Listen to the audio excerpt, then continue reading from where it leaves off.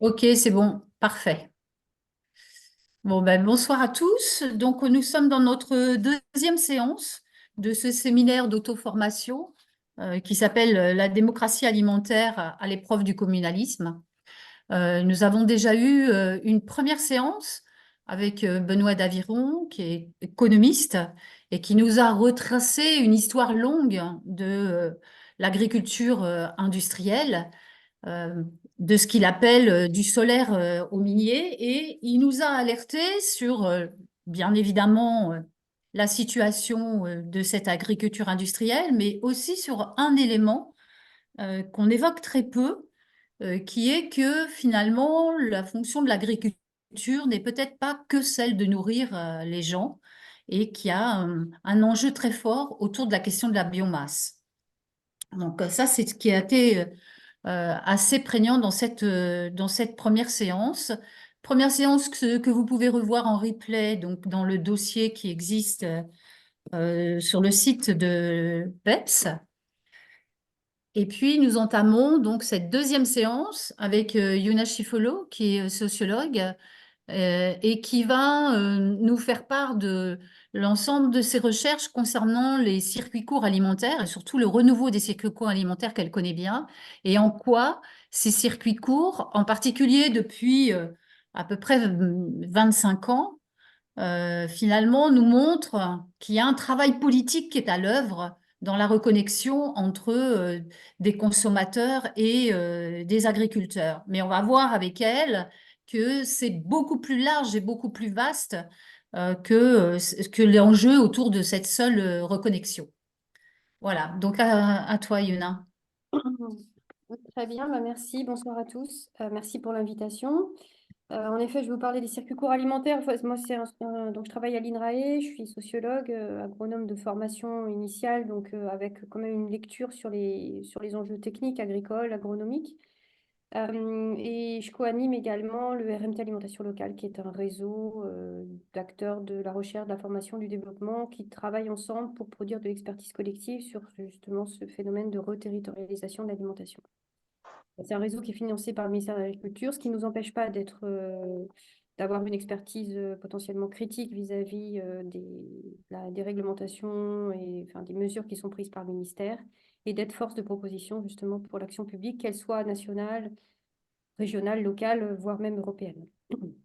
Alors, les circuits courts alimentaires, justement, ce qui m'intéresse, c'est que contrairement à ceux qui n'y voyaient qu'un tout petit bout de l'histoire, je me suis intéressée plus largement justement à la diversité de ce qui se passe autour de ces circuits et d'un point de vue non seulement, enfin d'un point de vue justement à la fois technique, mais aussi social et politique.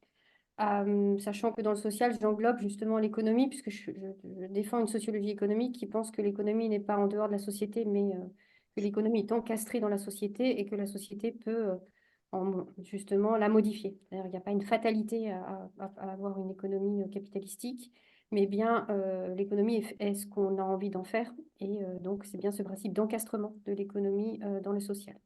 Juste une Euh, petite interruption, Yuna. Est-ce que mhm. tu peux parler plus fort et un tout petit peu moins vite pour que dans l'enregistrement, ça Ok. puisse être... voilà. Merci beaucoup. Ça marche. Ok. Donc, voilà. Donc, voilà, je redis hein, cette idée d'encastrement de l'économie dans le social. Donc, pour moi, donc, qui suis en sociologie économique, c'est vraiment les circuits courts étant, pour moi, étaient justement a priori une bonne illustration de cette idée qu'on peut, par des organisations sociales nouvelles, reprendre la main sur l'économie et en changer l'orientation par rapport à l'orientation de l'économie dominante, en particulier donc, dans le secteur agricole. Alors, voilà, c'est bloqué. Je vais vous passer à la diapo suivante, sinon ça ne marche pas. Ça y est, c'est bon.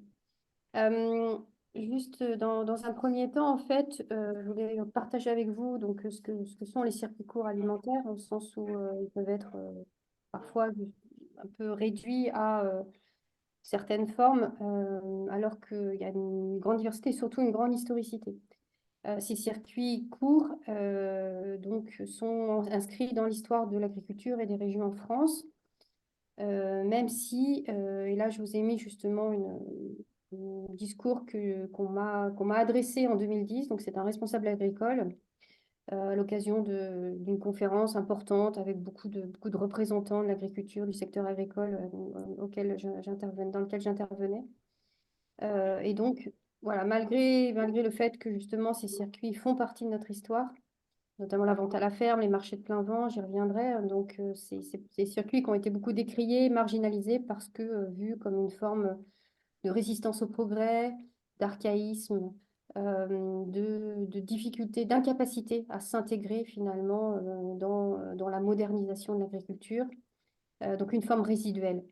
Et encore en 2010, voyez, donc un responsable agricole me disait, Madame, c'est pas en vendant 4 lapins un dimanche après-midi à de pauvres touristes qui se seraient perdus en route qu'on va sauver la ferme France.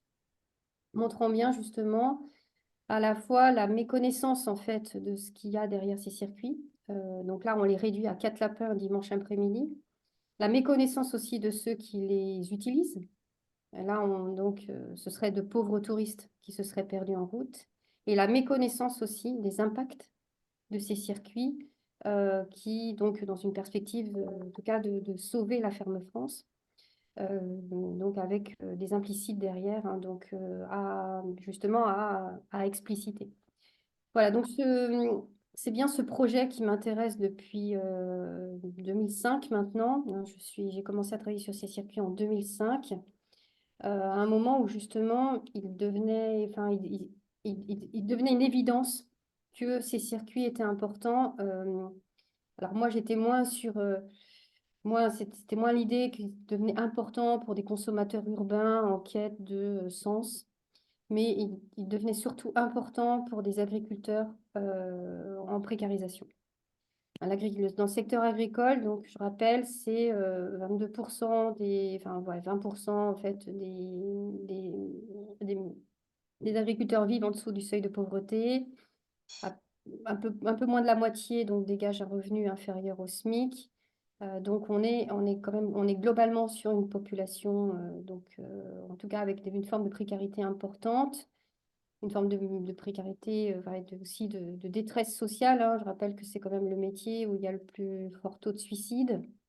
Et en 2005, j'avais été interpellée justement par des animateurs de développement agricole et rural, le réseau CIVAM, que vous connaissez peut-être, donc qui montrait que, en tout cas, ces circuits n'étaient pas la solution, mais en tout cas permettaient à des agriculteurs plutôt de taille moyenne, en grande difficulté sur les circuits longs, de retrouver un peu de dignité, de dégager un peu de trésorerie. Et ça, c'était très important parce que justement, dans les circuits longs, ils étaient liés à des coopératives qui ne les payaient plus. Donc, c'était leur conjointe ou leur conjoint qui permettait de ramener un peu de trésorerie à la maison. Et donc, c'était une perte de dignité pour ces agriculteurs. Et en développant un petit atelier en circuit court, alors souvent maraîchage, où ça pouvait être quelques volailles, ça permettait justement de ramener un peu d'argent chaque semaine et donc de retrouver un peu de dignité. Et c'est à partir de là que je me suis justement intéressée à cet enjeu non seulement social, mais pour moi d'emblée politique, de penser ces circuits comme non seulement un mouvement de résistance, hein, enfin en tout cas à la précarisation, donc finalement de résistance à un modèle agro-industriel qui forcément met des gens de côté. Donc de penser justement ce mouvement dans sa dimension à la fois sociale et politique. Alors, en fait, ces circuits, donc très anciens, hein, puisque en France, alors c'est pas le cas dans d'autres pays. Dans d'autres pays, on n'a pas il n'y a pas de tradition de vente à la ferme, de marché, de ville ou de village. Dans les pays anglo-saxons, notamment, hein, il n'y a pas ces traditions. En Europe du Sud, on a cette tradition, mais donc ça a été vraiment, ça a décliné après la révolution industrielle et puis en particulier développement industrialisation de l'agriculture, développement des grandes et moyennes surfaces à partir des années 60, avec une loi d'orientation agricole donc tournée vers la modernisation, dont Benoît Daviron a sans doute parlé. Et donc, on avait quand même donc, ces formes un peu de résistance de ces circuits, mais donc le renouveau, c'est à partir des années 80, avec quand même des préoccupations de la part de citoyens, de consommateurs vis-à-vis de la qualité des produits. C'est venu aussi ce renouveau de politique européenne de développement territorial. Les circuits courts ont quand même été un outil du développement rural pensé par l'Europe. Donc, très en amont de la France. Hein. Donc, c'est plutôt à l'échelle européenne que ces circuits donc, avaient cette dimension de développement rural. Et c'est surtout en France, en tout cas, et même plus largement en Europe, la crise de la vache folle, donc fin des années 90, qui génère un certain nombre d'inquiétudes vis-à-vis de l'alimentation. Et donc, pour une partie importante de consommateurs, pour se rassurer. Et donc, ça a été, leur recours a été d'aller acheter plus directement des producteurs.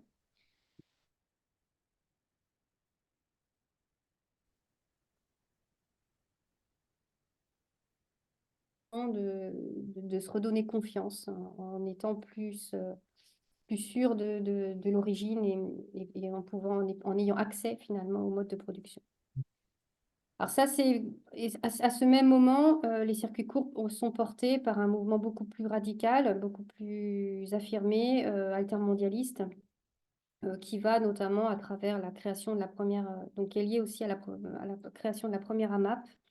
Donc AMAP pour Association pour le maintien d'une agriculture paysanne, donc création en 2001 en France, qui sont des formes d'organisation entre producteurs, entre un producteur et un groupe de consommateurs par un contrat avec des consommateurs qui s'engagent à acheter à l'avance la production de la ferme, quelles que soient finalement les conditions météorologiques et donc avec une production variable qui peut varier, mais et donc avec une garantie, le producteur a une garantie que sa production est achetée à l'avance. Et le consommateur ne choisit pas ce qu'il aura dans son panier, qu'il reçoit régulièrement, toutes les semaines ou tous les 15 jours.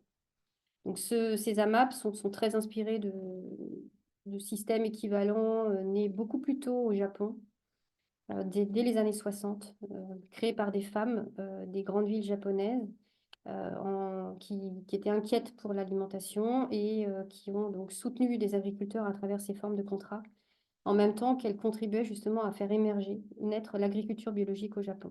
Donc il y avait forcément un soutien à une agriculture saine, d'abord une alimentation saine, dans un contexte où le Japon connaissait de grandes pollutions liées aux industries, de grandes pollutions des rizières liées à l'industrialisation.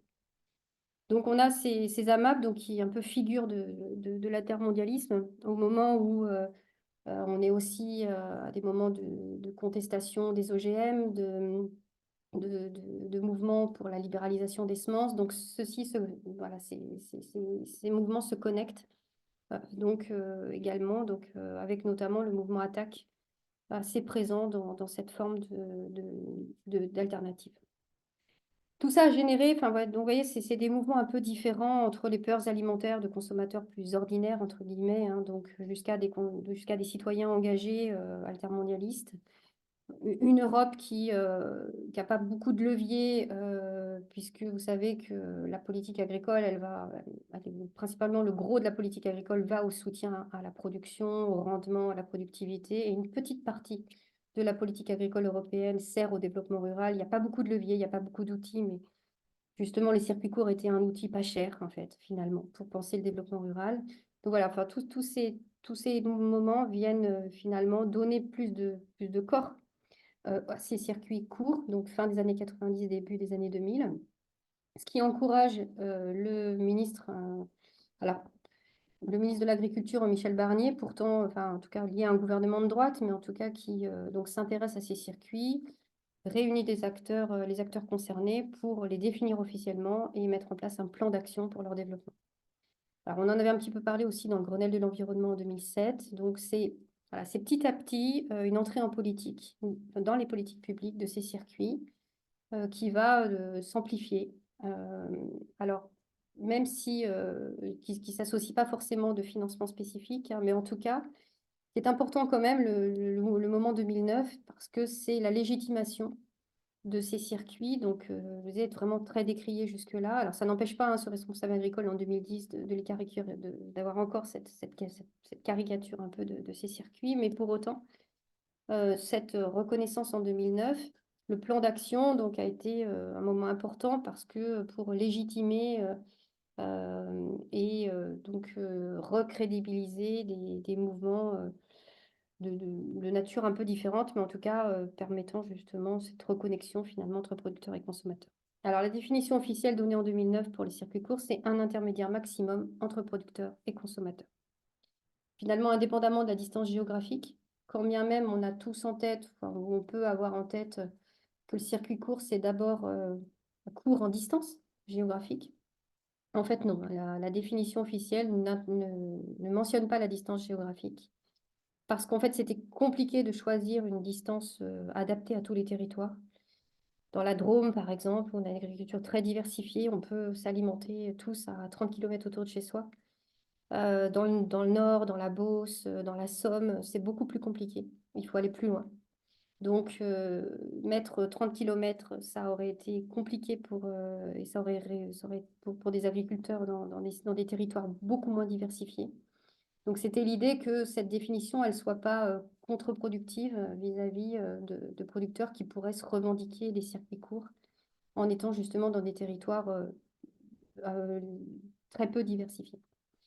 Pour autant, ce qui se développe beaucoup, c'est plutôt justement des circuits courts et locaux et de proximité géographique, souvent dans des échelles donc infrarégionales, plutôt à l'échelle département et département limitrophes.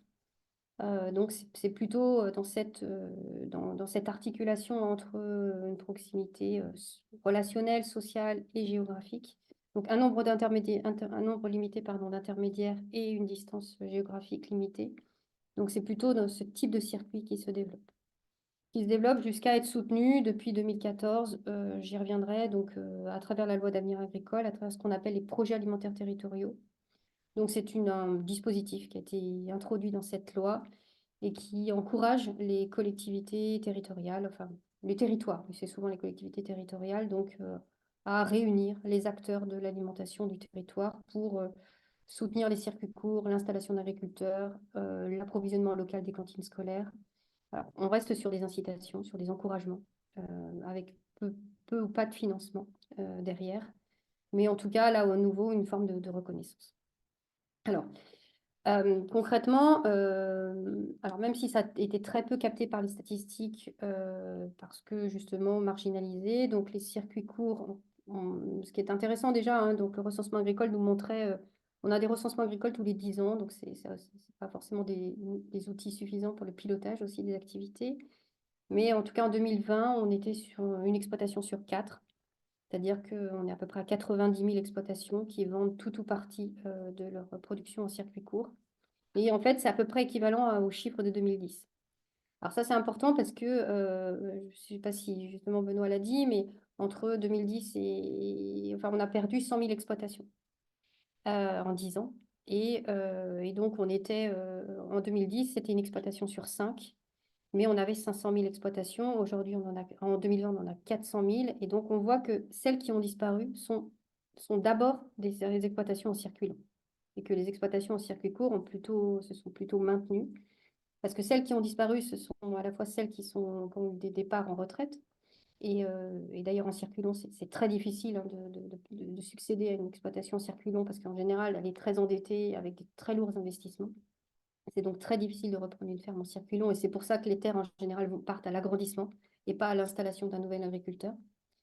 Et en même temps, on a aussi dans l'agriculture, dans ces 100 000 exploitations qui ont disparu, des départs avant la retraite, des départs anticipés de gens qui n'en peuvent plus et qui donc préfèrent arrêter l'activité. Alors, il y a aussi des gens qui changent de métier, mais c'est plus rare quand même que que les départs précoces liés à une difficulté à assurer toutes les dimensions du métier. Ces circuits, donc si on prend justement, je vous ai montré un petit, je vais me pousser parce que sinon, je ne sais pas si vous voyez, voilà. Ces circuits, donc c'est une grande diversité de circuits. Si on considère un intermédiaire, enfin un maximum un intermédiaire entre producteurs et consommateurs. Donc, vous voyez là, c'est des circuits que vous connaissez tous. sans doute que vous utilisez tous. Il y a des circuits plus individuels comme voilà, la vente à la ferme, par exemple, d'une ferme ou d'un magasin à la ferme ou d'un stand sur les marchés. Et puis des formes plus collectives. Alors avec engagement, j'en ai parlé tout à l'heure, c'est donc la MAP. euh, ou avec moins d'engagement, enfin en tout cas pas toujours d'engagement des groupements d'achat de consommateurs, et puis des formes plus collectives comme des magasins de producteurs collectifs que vous connaissez peut-être. Ou, donc voilà, donc plutôt ça, donc avec des magasins de producteurs qui ont l'intérêt où il y a, dans certains magasins de producteurs justement, vous avez toujours un producteur qui est présent dans le magasin, et donc on est bien dans ce système de vente directe. Il y a un producteur c'est des producteurs qui s'organisent entre eux, donc ça peut être 20, 30 producteurs, et donc ils tournent, ils assurent une permanence chacun dans le magasin, donc ça permet justement de mutualiser un lieu de vente et de partager les coûts qui sont liés à la commercialisation. Et puis, il y a des formes avec un intermédiaire. Donc là, on a des circuits courts finalement dans tous les circuits de distribution, que ce soit les restaurants classiques, les restaurants collectifs, les cantines, les commerces de détail, les supermarchés, les coopératives. Donc là, alors c'est des circuits qui sont beaucoup plus difficiles à capter, euh, pour vous comme pour nous, qui essayons justement de les mesurer. Mais c'est des circuits néanmoins qui font partie justement et qui peuvent aussi avoir des impacts intéressants comme on va le revoir tout à l'heure. Alors, la diversité, je voulais vous montrer justement parce que autant on connaît bien, enfin, on a, même si, enfin, le système des AMAP, enfin, en tout cas, cette idée que les circuits courts, on est sur des formes engagées, plus militantes, enfin, c'est quand même plutôt ça qui est médiatisé, mais les circuits courts, c'est aussi ça. Donc, vous voyez ici, en fait, un hangar de produits locaux en circuit court. Les exploitations sont situées juste à côté. C'est dans le nord de la France.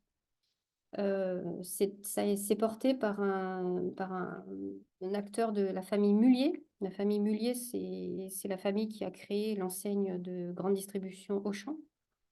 Et donc, donc c'est le beau-fils, enfin, en tout cas un des membres de la famille, qui a au départ proposé ce qu'il a appelé la ferme du Sar. Alors, la Confédération paysanne a fait en sorte qu'ils perdent le terme de ferme, puisqu'on n'est pas sur une ferme, on est sur un magasin. Donc un magasin avec uniquement des produits. On est donc dans le principe du circuit court avec seulement un intermédiaire. Donc un grand hangar, il n'y a pas de caissière, il y a des conseillers qualité, puisqu'ils mettent en avant justement qu'il est important de revaloriser le travail, et ce qui est vrai par ailleurs, du personnel de la grande distribution. Vous voyez en haut à droite que c'est organisé au sein d'un complexe où là, c'est un labyrinthe de maïs, non pas pour récolter du maïs, mais qui est en fait un labyrinthe pour mettre vos enfants quand vous faites vos courses. Après, vous essayez de trouver vos enfants quand vous sortez du magasin, mais en tout cas, c'est cette idée c'est la proposition en fait de complexes commerciaux ludiques qui sont proposés. Donc, la famille Mullier, c'est aussi Decathlon, c'est Truffaut, et qui propose comme ce type de magasin. Aujourd'hui, ils proposent ça dans des concepts un peu plus globaux, même qui s'appellent des villages Oxylane. D'ailleurs, à Montpellier, ils ont prévu de s'installer depuis plusieurs années. Ils ont acheté des terres à Saint-Clément-de-Rivière. Vous êtes peut-être au courant.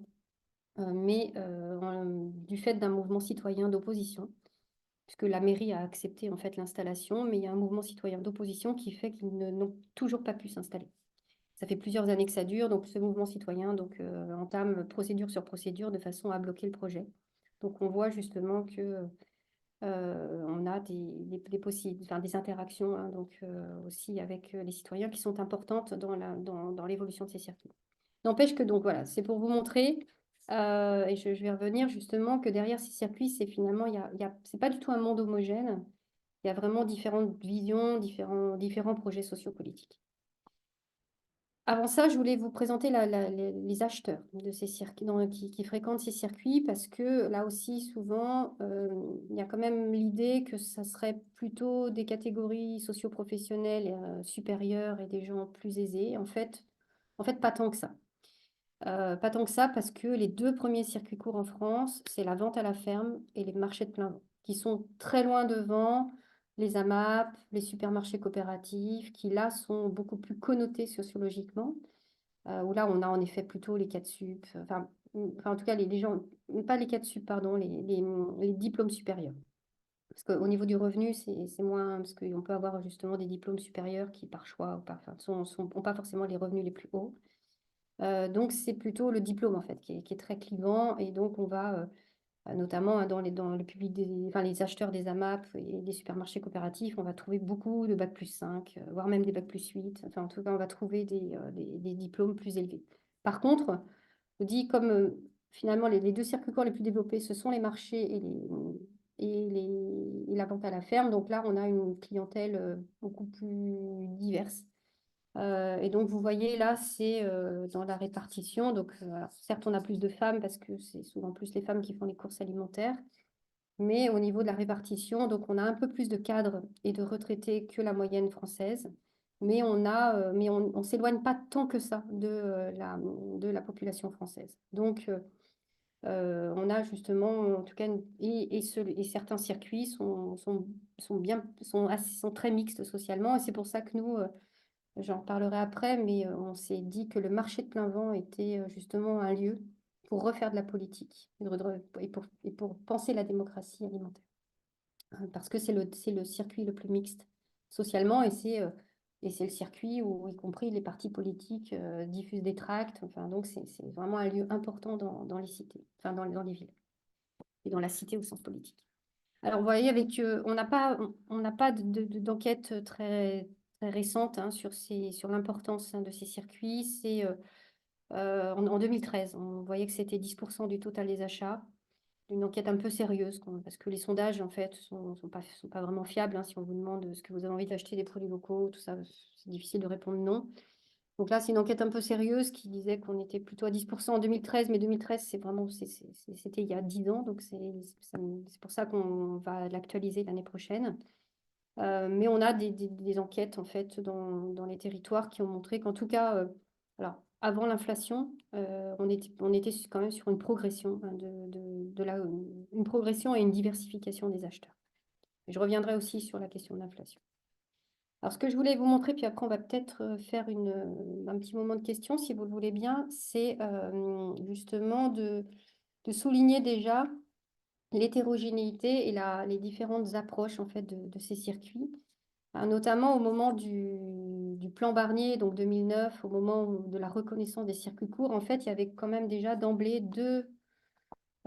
donc là, je vous mets un peu les critères hein, qui m'ont amené à montrer qu'il y avait ce que j'ai appelé plusieurs modèles de développement. Hein. Donc, à travers l'orientation donnée pour les circuits, les alliances ou les non-alliances, en fait, les non-relations, les innovations et puis les changements institutionnels. Mais je vais l'illustrer tout de suite. Notamment, il y avait donc deux visions, deux approches hein, de ces circuits qui étaient, en tout cas en débat, et relativement opposés au moment Barnier, mais on verra capables de s'allier par la suite face à un modèle encore plus problématique selon justement ces deux groupes sociaux. Donc, un modèle défendant plutôt le métier, les circuits courts comme une façon de redonner du sens au métier, de défendre l'agriculteur, critiqué par la société comme étant justement un pollueur. Enfin, donc, et là, on est sur une approche très classique, hein, portée plutôt par les syndicats, le syndicat majoritaire agricole, où le circuit n'est qu'une forme de diversification, c'est-à-dire porté par des agriculteurs professionnels et qui vont défendre notamment, demander un assouplissement de la réglementation, notamment pour accéder davantage aux marchés publics. Vous savez, les marchés publics, en fait, n'autorisent pas à ce qu'on mentionne l'origine des produits parce que c'est, selon l'Europe, une distorsion de concurrence. Donc, on a ce modèle métier qui est rentré en débat assez vif au moment de cette définition officielle avec un autre modèle donc, que j'ai appelé durabilité, où les circuits courts, c'est d'emblée un projet de société. Il est porté par des urbains, des néo-ruraux, donc des gens qui ne viennent pas du milieu agricole. Il est porté par des élus des grandes villes. Et l'innovation, ça va être par exemple, notamment le contrat AMAP, donc ce fameux contrat de solidarité et de partage des risques entre producteurs et consommateurs. Et puis, c'est une revendication d'un statut d'agriculteur, y compris pour les gens qui s'installent progressivement, qui sont sur des petites surfaces. C'est la revendication de ce qui s'appelle des systèmes de garantie participatif, pour éviter qu'on ait simplement une certification coûteuse pour ceux produisent bien. Donc, on a vraiment deux approches. Et autant on est sur une défense corporatiste, mais légitime, néanmoins, par une partie de la profession agricole d'un côté, et il y a un projet également légitime de transformation de la société, où d'emblée, justement, les circuits courts, il n'y a pas dans cette approche durabilité. Donc, autant on est quand même sur une approche plus individuelle d'un côté, plus collective de l'autre. Et puis surtout, en lien avec un projet agroécologique faible d'un côté, donc y compris dans ce modèle métier, il n'y a pas du tout en tout cas, il y a pas de lien entre le circuit court et puis la dimension environnementale.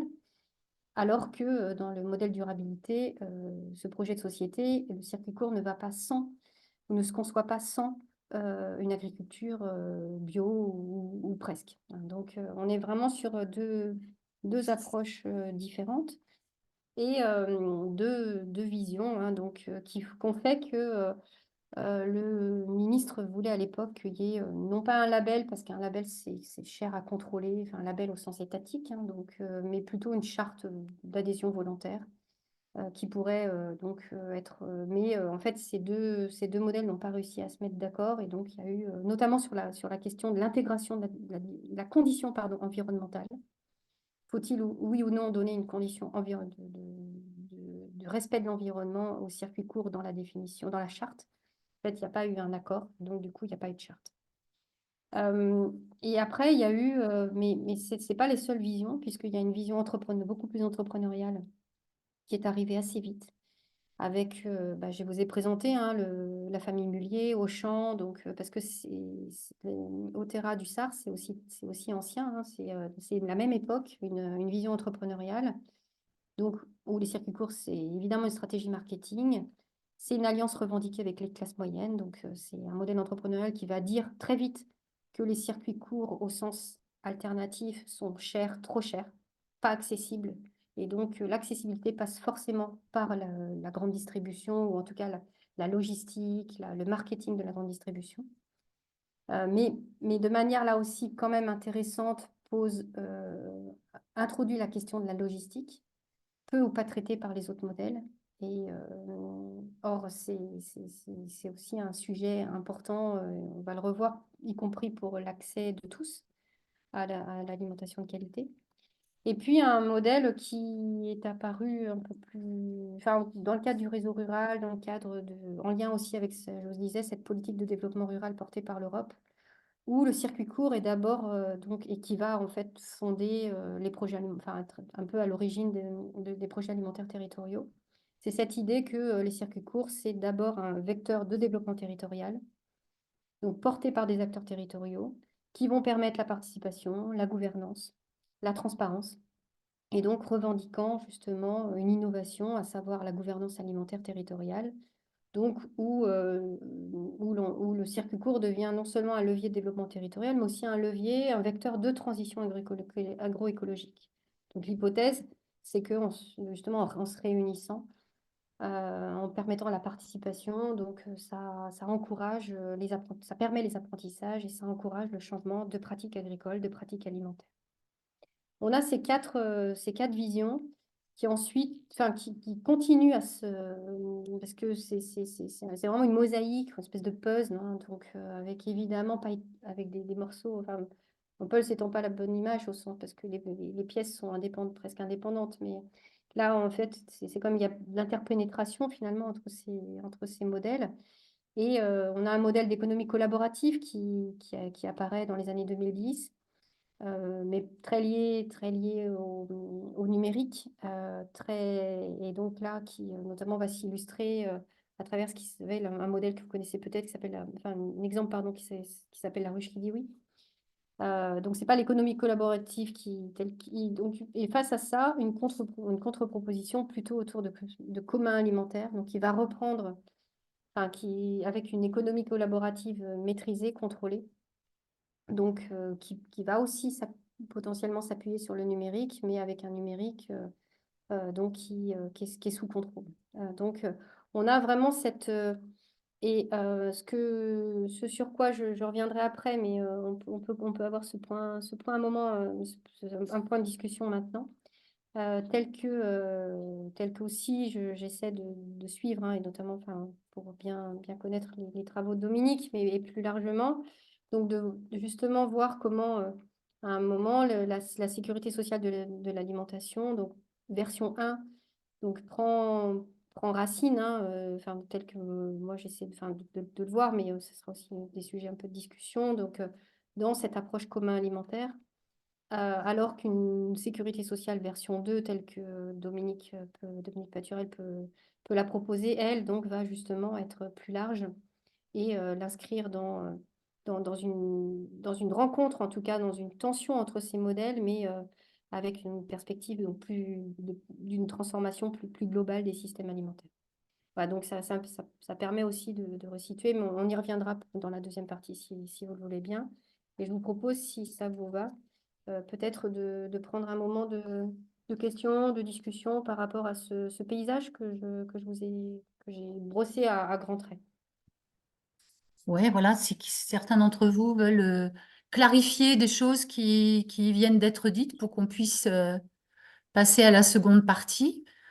Bon, là, on a une présentation des circuits courts alimentaires de façon très fouillée, à la fois dans le temps long, hein, sur un plan historique, et en même temps, comment petit à petit, finalement, rentrant dans l'agenda politique, il y a des transformations qui sont à l'œuvre. Et aujourd'hui, on se retrouve dans disons, dans cette approche très, très diversifiée. Et les projets de société portés par disons, ces quatre pôles sont peut-être pas tout à fait les mêmes. Mm. Merlin? Attendez, je vais remettre pour voir un peu. Ouais, bah merci déjà pour cette première partie de la présentation qui est très riche. Je voulais revenir sur. J'ai une question, mais d'abord, je veux revenir sur cette première phrase que tu mets en introduction que je trouve très pertinente. Elle me rappelle le film qui est sorti il y a quelques mois sur les algues vertes, où la réalisatrice insiste sur cette notion de guerre économique dans laquelle se sentent enrôlés les agriculteurs. Et quand il dit sauver la ferme France, on a vraiment l'impression que c'est sauver le soldat Ryan, l'agriculteur qui est enrôlé dans son combat économique, que lui, il vit peut-être comme une sorte de combat aussi face à d'autres producteurs, mais qui est quand même avant tout un combat contre la terre, hein. Je veux dire, les armes de guerre qui sont utilisées, elles ne sont pas à l'encontre des autres producteurs, mais bien à l'encontre des sols, des vivants. Que ce soit les barbelés, les gaz de combat qui sont devenus des pesticides ou les engrais qui sont avec les mêmes nitrates que les bombes. Moi, ce qui m'a interrogé dans ta présentation, c'est quand tu dis que ces circuits courts, c'est finalement quand même l'Europe qui les a fait émerger. Alors, je veux bien que tu développes ça et que tu mettes en comparaison avec le modèle intensif dominant, parce que malgré tout, moi, de ce que je connais, le modèle intensif dominant, il tient surtout grâce aux subventions massives de la politique agricole commune en Europe, d'ailleurs dans lequel la France joue un rôle central, parce que c'est un peu elle qui, en étant la principale bénéficiaire, en définit les contours. Et l'une des grandes trahisons de Macron, bon, c'est ce qu'on veut du personnage, hein, je ne suis pas du tout en train de le défendre, mais qui au début avait quand même construit son image autour de cette espèce d'écologie libérale, etc., c'est quand même de pas du tout avoir pesé sur une évolution de la PAC vis-à-vis des glyphosates, vis-à-vis de l'intensif, vis-à-vis même des circuits courts. Euh, et donc, du coup, je voulais savoir à quel point on peut vraiment considérer que enfin, quelle part, est-ce que c'est pas ces circuits courts un petit peu une sorte de petit greenwashing au sein de la politique agricole commune et de la gestion agro-industrielle qui est défendue à l'échelle de l'Union européenne et qui est quand même notre principal ennemi. Voilà, c'était la question que je voulais te poser. Mhm. Oui, oui, enfin, en effet, hein, je l'ai dit, la politique européenne, c'est deux piliers, hein. Donc, le premier pilier, il est majeur. Et donc, là, on est sur des primes à la productivité, en gros, hein. Et donc, plus on est gros, plus on a des primes. Et plus on produit, plus on a des primes. Et plus on choisit des variétés productives, plus on a des primes. Donc, voilà, y a pas de... avec un peu de conditionnalité aujourd'hui, mais finalement très peu. Et surtout, la conditionnalité qui est liée à des produits qui ont été autorisés, dont la dangerosité est avérée par ailleurs. Donc, de toute façon, c'est une conditionnalité qu'en est même pas une finalement, hein. Donc, je suis complètement... Donc, voilà. Mais il y a un deuxième pilier, plus faible. Et en fait, l'histoire des circuits courts, c'est aussi, et globalement, l'histoire de l'agriculture, c'est comme l'histoire de ce qu'on appelle la coexistence, en fait. Donc, et en fait, nous, l'hypothèse, c'est pas que les circuits courts en eux-mêmes et à eux seuls sont transformatifs, mais c'est bien dans les interactions avec le reste. C'est bien dans les interactions et justement, y compris ce deuxième pilier petit de développement rural, qui a soutenu les circuits courts bien avant la France, enfin, dès les années 70-80, la politique de développement rural, et en particulier donc, les programmes LEADER, FSE, tout ça, donc, de l'Europe et donc du deuxième pilier, euh, donc, sont importants parce que même si c'est lié à des plus petits financements, même si on peut penser que c'est le greenwashing et je suis d'accord, mais pour autant, ça vient donner du courage, de l'énergie, de la reconnaissance, de la légitimité à des gens qui construisent des choses dans les territoires et qui interagissent avec le modèle dominant, parce que personne n'est 100% au circuit court. Mais voilà, mais ceux qui commencent à l'être un petit peu, ils apprennent des choses qui ont pu exister rien que parce qu'il y a eu une petite aide du deuxième pilier de la PAC et qui fait que ça a des chances, enfin en tout cas ça peut interagir. Mais par contre, en effet, ces interactions circuit court, circuit long ou pilier 1, pilier 2, encore faut-il qu'elles soient possibles. C'est là qu'on va regarder, on rediscutera dans cette deuxième partie de quand est-ce voilà, quel dispositif on met en œuvre pour que cette coexistence devienne une confrontation, un débat entre ces différentes approches, quoi. Mais je suis d'accord que et la trahison, oui, enfin, en tout cas, c'est vrai qu'il y a des moments quand même importants. Enfin, le ministre Michel Barnier là, de l'époque, ça a été alors, parce que souvent on met en avant le FOL et l'agroécologie, tout ça, mais ce qui a été intéressant quand même avec Michel Barnier, c'est que ça a été le ministre qui a pris de l'argent aux céréaliers pour les donner à la bio, qui a donc mis le thème des circuits courts ça n'avait pas été fait avant, ça a été ensuite peu fait après. Donc voilà, donc il y a des moments quand même importants dans l'histoire politique, même si évidemment ils suffisent pas, justement, est-ce qu'il y a une autre question? Parce que comme ça, je vais voir aussi Oui. par Est-ce rapport que au tu peux, Covid. oui. Est-ce que tu peux dire ce que c'est que le RMT? Oui, bien sûr. Le RMT, alors je l'ai dit au début, mais je le redis parce que justement, RMT, ça veut dire réseau mixte technologique. En fait, c'est un dispositif qui est financé par le ministère de l'Agriculture. Donc, vous voyez, là aussi, en fait, moi, je co-anime ce réseau avec le réseau CIVAM, en fait, donc, qui est un réseau qui réunit des acteurs de la recherche, de la formation, du développement, pour produire de l'expertise collective sur ces circuits, pour produire des contenus de formation, des outils et être force de proposition pour l'action publique.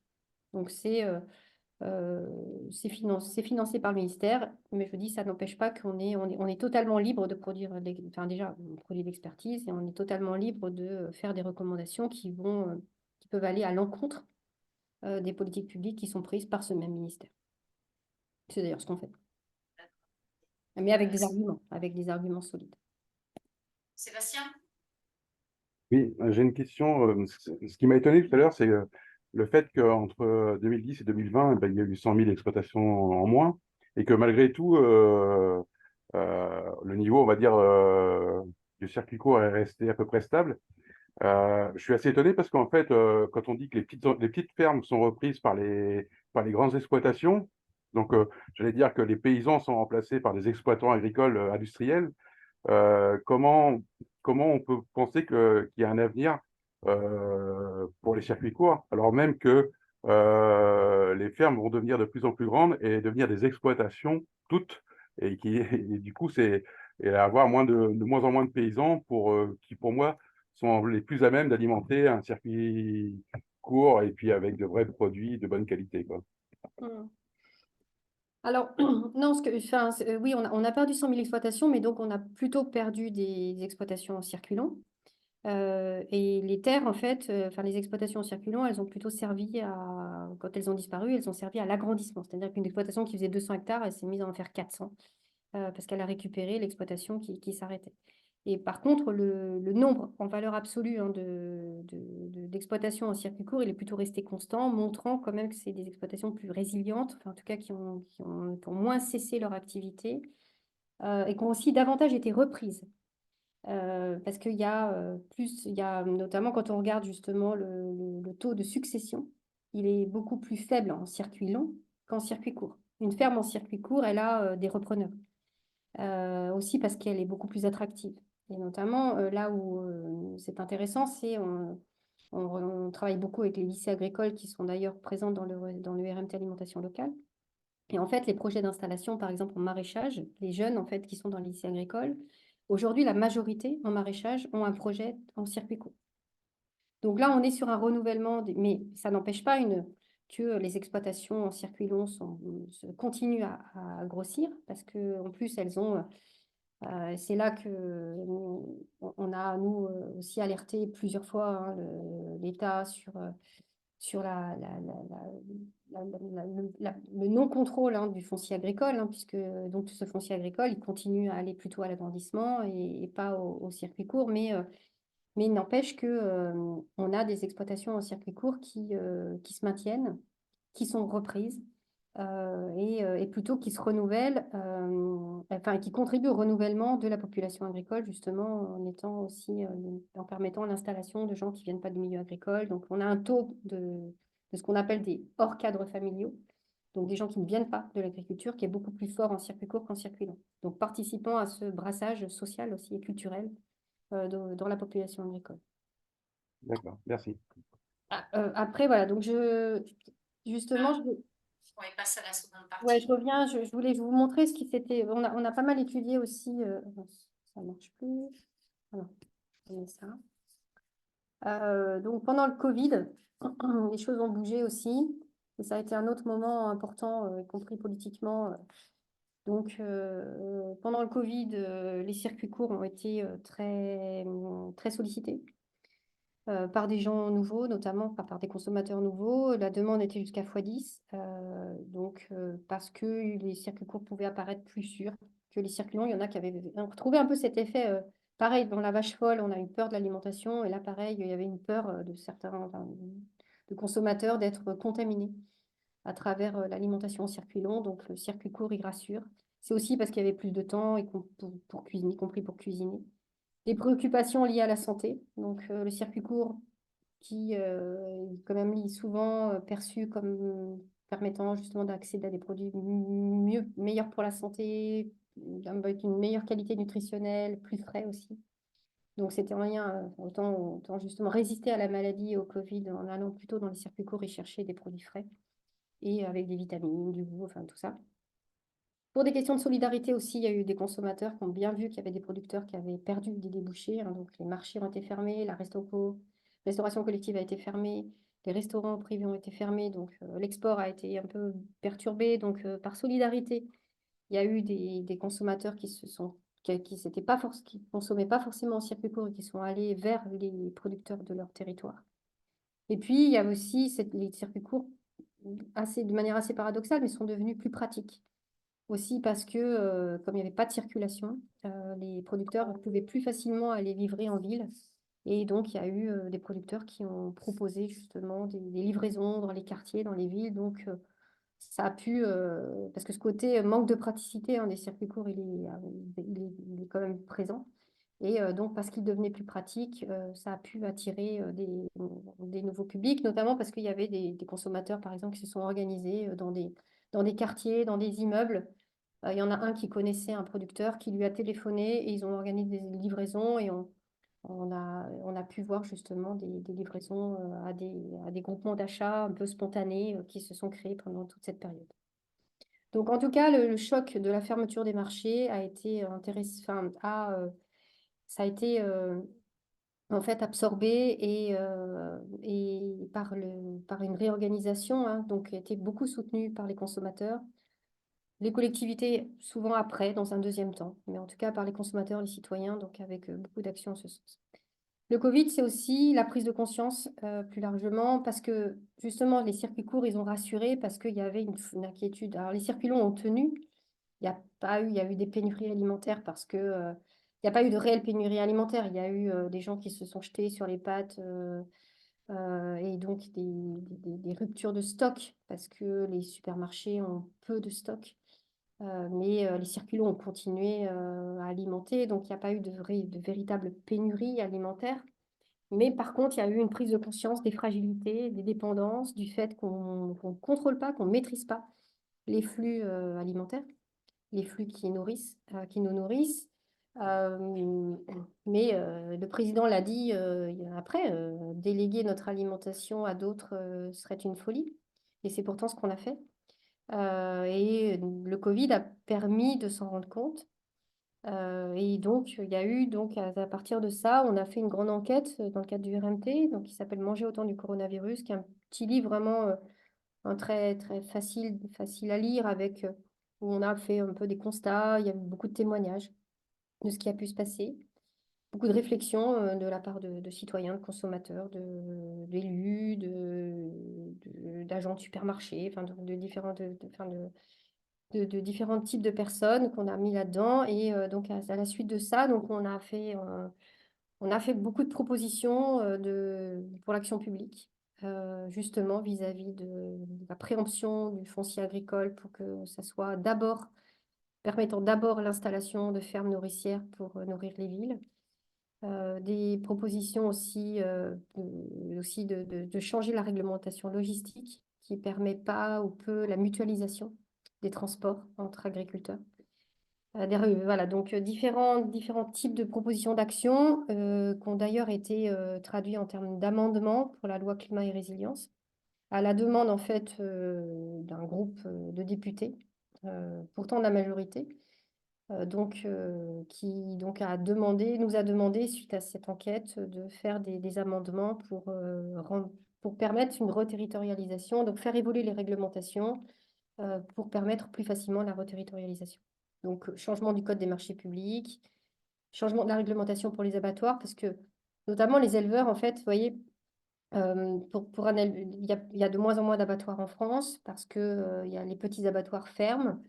Alors, l'État a dit à un moment que c'était à cause de l'Europe et de la réglementation de l'Europe, parce que voilà, l'Europe veut que les petits abattoirs ne sont pas aux normes, donc on les ferme parce que la réglementation est celle de l'Europe. En fait, ce n'est pas vrai.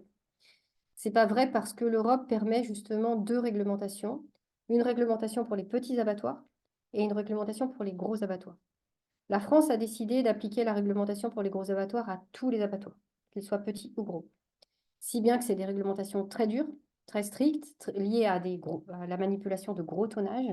Et donc les petits abattoirs qui en plus ne sont pas soumis au même risque. Donc la réglementation en plus n'est pas pertinente vis-à-vis de ces petits abattoirs. Donc ils ne peuvent pas justement se mettre aux normes et donc ils ferment. Donc pourquoi la France n'a pas choisi de réglementation donc là, c'est justement intéressant parce que ça a été... c'est une expertise que je vous montrais, il y a différentes approches, métier, durabilité. Enfin, donc, et là, dans le RMT, ces approches, alors pas le modèle entrepreneurial qui ne fait pas partie, ni non plus l'économie collaborative, mais en tout cas, les autres approches, les autres groupes arrivent à s'unir pour défendre des enjeux communs, et notamment les abattoirs, ça a été un enjeu commun politique sur lequel il y a eu une alliance et une revendication justement d'un changement de réglementation pour que la France adopte, comme l'Allemagne, comme l'Autriche, la réglementation spécifique pour les petits abattoirs. En fait, ce qui se passe en France, c'est qu'il y a un industriel de la viande qui a le quasi-monopole qui s'appelle Bigard. Vous connaissez peut-être, Bigard, derrière lui, c'est la marque Charal, entre autres. Et donc, Bigard détient une grande partie des abattoirs en France, a tout intérêt à ce que ces gros abattoirs fonctionnent bien. Donc, il lui faut du tonnage, donc il lui faut du volume. Et donc, Bigard a une fait pression sur l'État pour faire fermer les petits abattoirs, pour rentabiliser les gros abattoirs. Donc ça, c'est un sujet politique autant que technique, hein, donc qui a été À un moment, alors avant le RMT, j'animais un groupe de travail dans le réseau rural français. Donc, on envoyait une lettre pour demander un changement de la réglementation des abattoirs tous les ans au ministère de l'Agriculture. C'est pas encore, la réglementation n'a pas changé, donc on a remis cet amendement, on a reproposé cet amendement pour la loi climat et résilience. Il y a quand même une réglementation qui a changé pour la transformation fermière. Donc, il y a quand même une flexibilité qui a été accordée, justement parce que le RMT aussi a revendiqué très régulièrement, avec plein d'arguments, avec des données, l'intérêt de donner de la flexibilité pour les ateliers de transformation fermière. Et la réglementation a changé. Donc, on voit qu'il y a quand même des possibilités. Alors là, les amendements, ils ont tous été refusés. Pas par donc pourtant porté par le groupe Se Nourrir. C'était Nourrir ou Se Nourrir, je sais plus. Il y a parce que je me trompe, il y a deux groupes différents, enfin, justement à pas confondre. Et vous voyez, ce soir, je les confonds. Enfin, je ne sais plus. Mais en tout cas, il y a un groupe de députés de la majorité. Et en fait, c'est la ministre de la Transition qui a refusé les amendements. Mais pour autant, il y avait aussi un amendement sur la sécurité sociale de l'alimentation. En tout cas, plusieurs amendements qui ont été refusés, mais qui en tout cas sont rentrés un peu plus loin dans les débats politiques. Alors, les circuits courts, après, tout le monde a dit oui, ils ont beaucoup augmenté. Maintenant, et puis en fait, c'était un feu de paille parce que en fait, après, tout le monde est retourné au supermarché. Et en fait, c'est là et ça rejoint la question de tout à l'heure, c'est-à-dire que oui, mais ça laisse des traces. Alors, beaucoup sont repartis au supermarché, mais en fait, il n'y a pas de déclin général post-Covid. Les circuits courts ont gagné, ont capté une nouvelle clientèle qui n'était pas avant le Covid. Donc, pour plus de producteurs, ça va mieux qu'avant le Covid, même si certains ont beaucoup investi en pensant que ça y est, on allait tous consommer local en circuit court à 80%.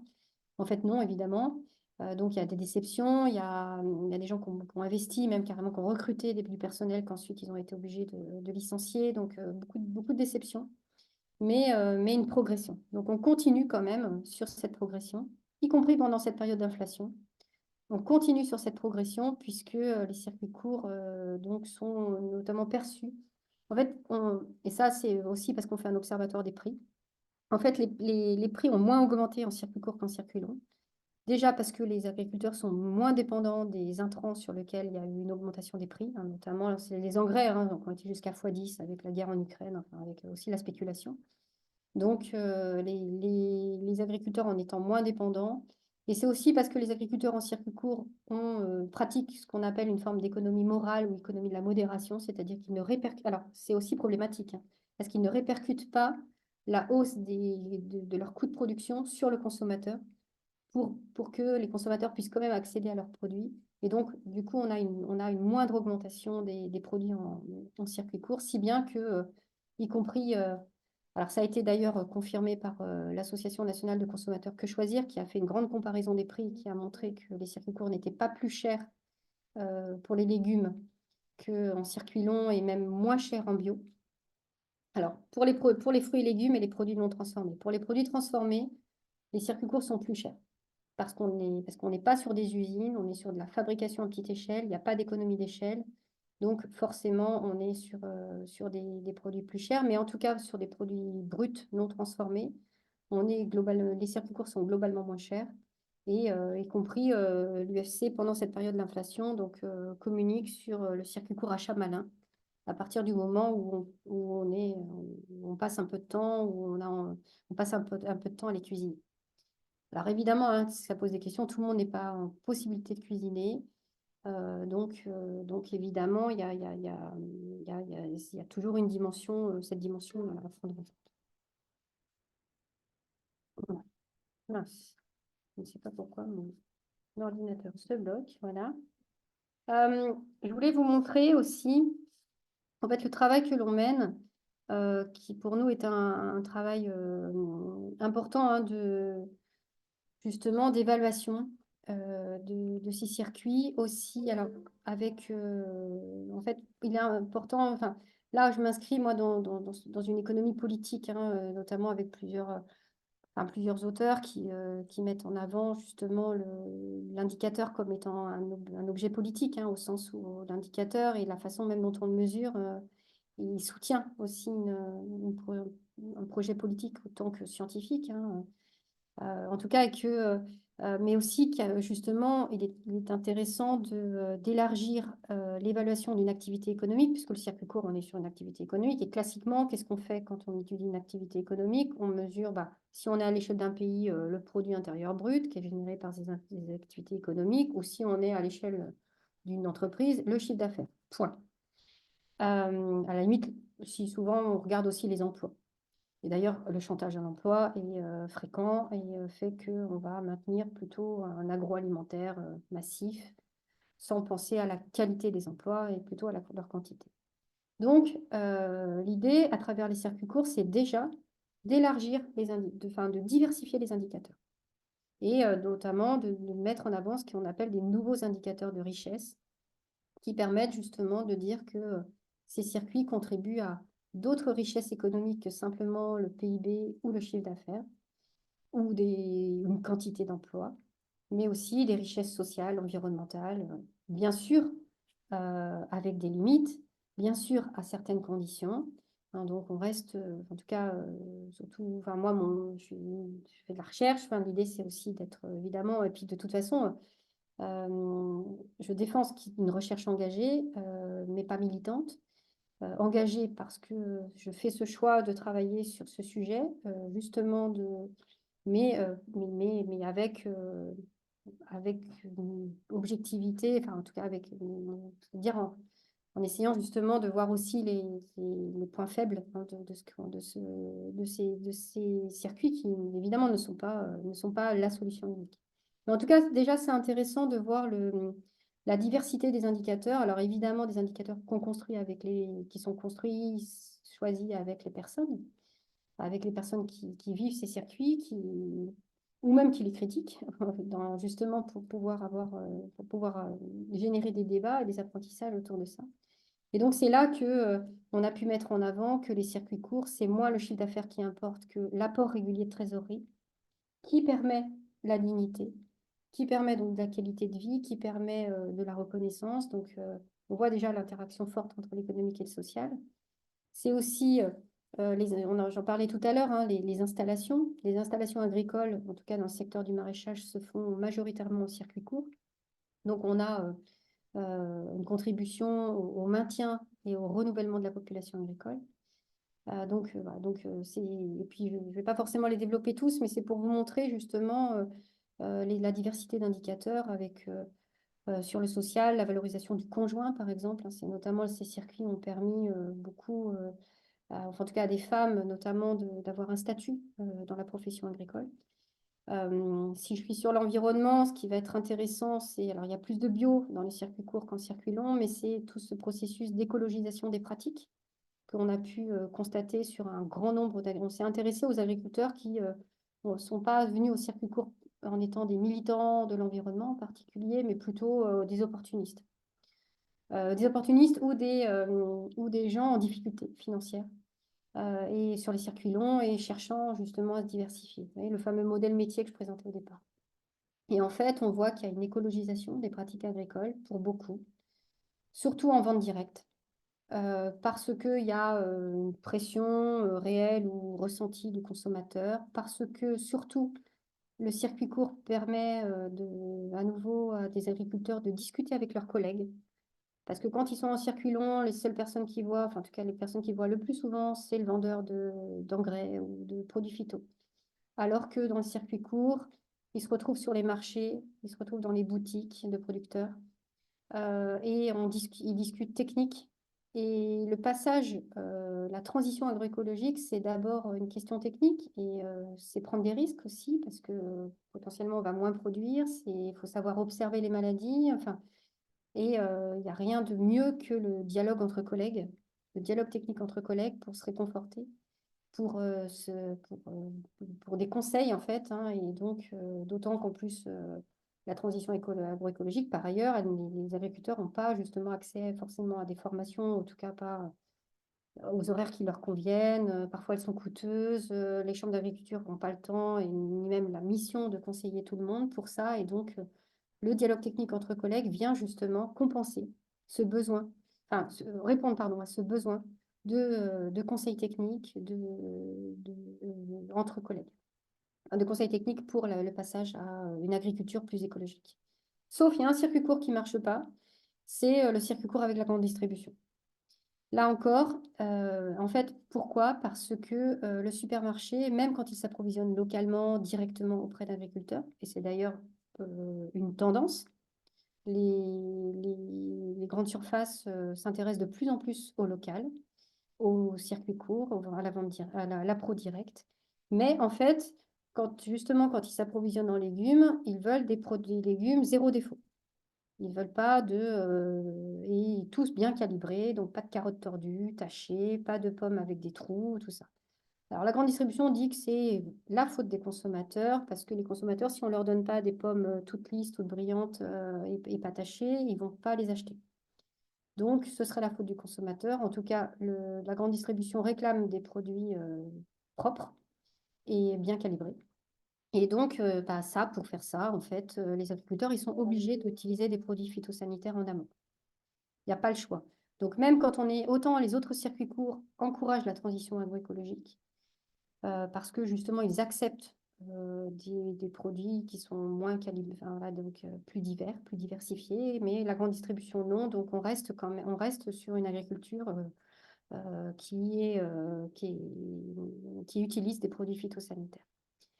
Parce que notamment, le producteur, il ne peut pas prendre le risque de se faire, certains se sont fait renvoyer leur palette de légumes à leurs frais parce que les produits étaient un peu biscornus et donc ne correspondaient pas à cette norme zéro défaut. Alors, non, la norme zéro défaut, c'est pas non plus, parce que justement, j'interviens dans des débats où on m'a dit oui, mais c'est une norme politique. Non, c'est pas du tout une norme politique. C'est une norme de commercialisation qui est une norme commerciale. Et c'est la grande distribution qui choisit cette norme, mais ce n'est pas du tout une réglementation de l'État.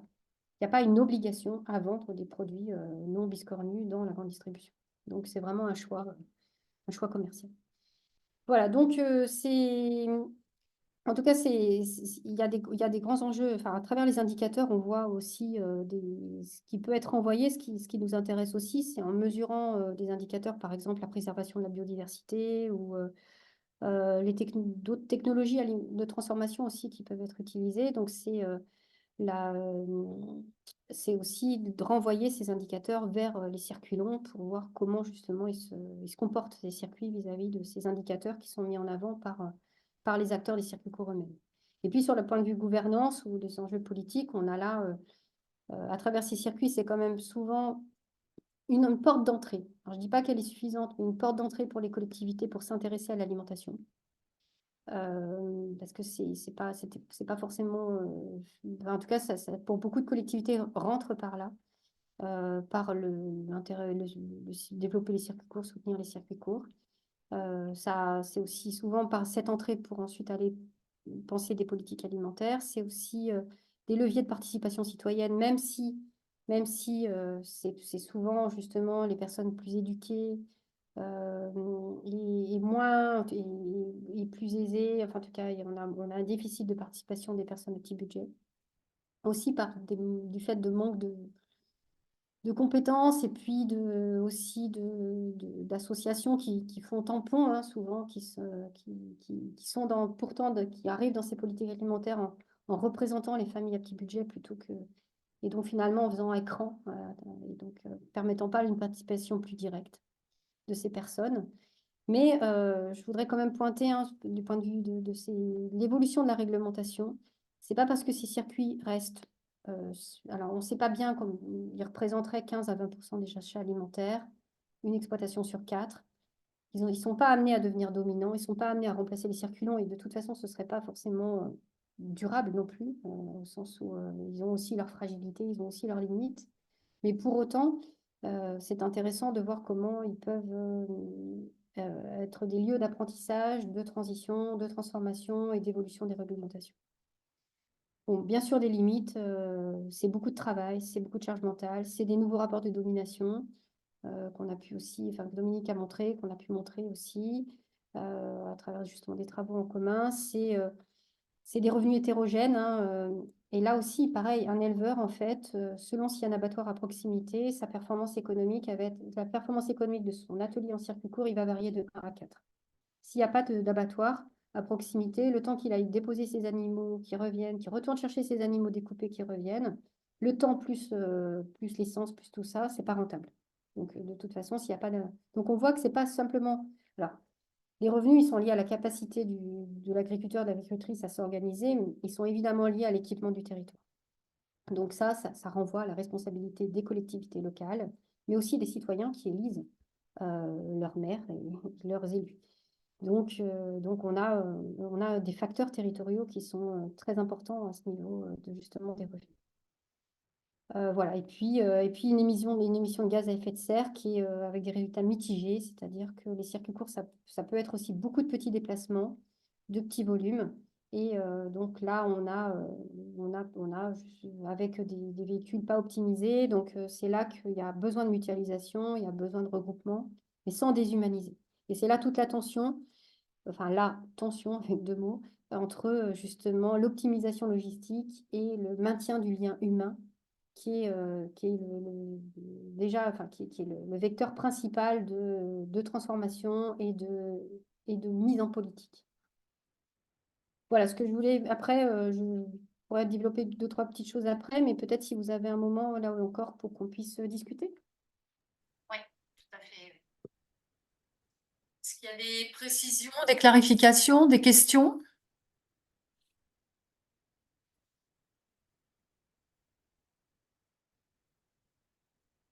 Alors, vas-y Merlin.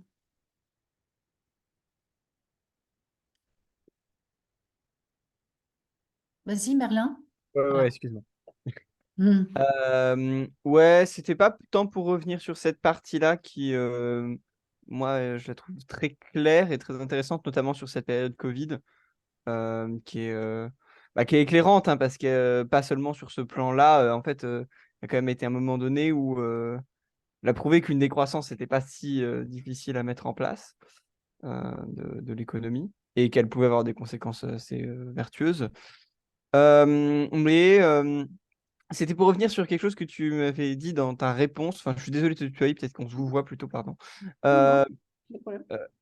c'est que tu dis personne ne vit que en circuit court. Enfin, c'est très globalement vrai, mais je pense qu'il y a quand même une toute petite minorité qui n'est pas négligeable qui sont dans les milieux autonomes de l'écologie radicale, etc. Bon, qui sont incarnés aussi par ce qu'a fait Notre-Dame-des-Landes, bien sûr, mais qui sont plus anciens. Ça remonte au Larzac et à tout le mouvement de retour à la Terre qu'il y a eu à ce moment-là, et qui échappent un peu au radar, justement, parce qu'ils sont, euh, ils peuvent avoir un fonctionnement communautaire. J'en parle avec, enfin, pas du tout pour opposer, mais pour teaser un peu l'un des ateliers qui va avoir lieu dans quelques mois où justement Dominique invite Geneviève Pruvot qui a bien documenté cette communauté dans l'écologie du quotidien de gens qui justement vraiment fonctionnent uniquement sur leur production, pas seulement à eux, mais en fait à aussi tout un réseau en fait local autour d'eux.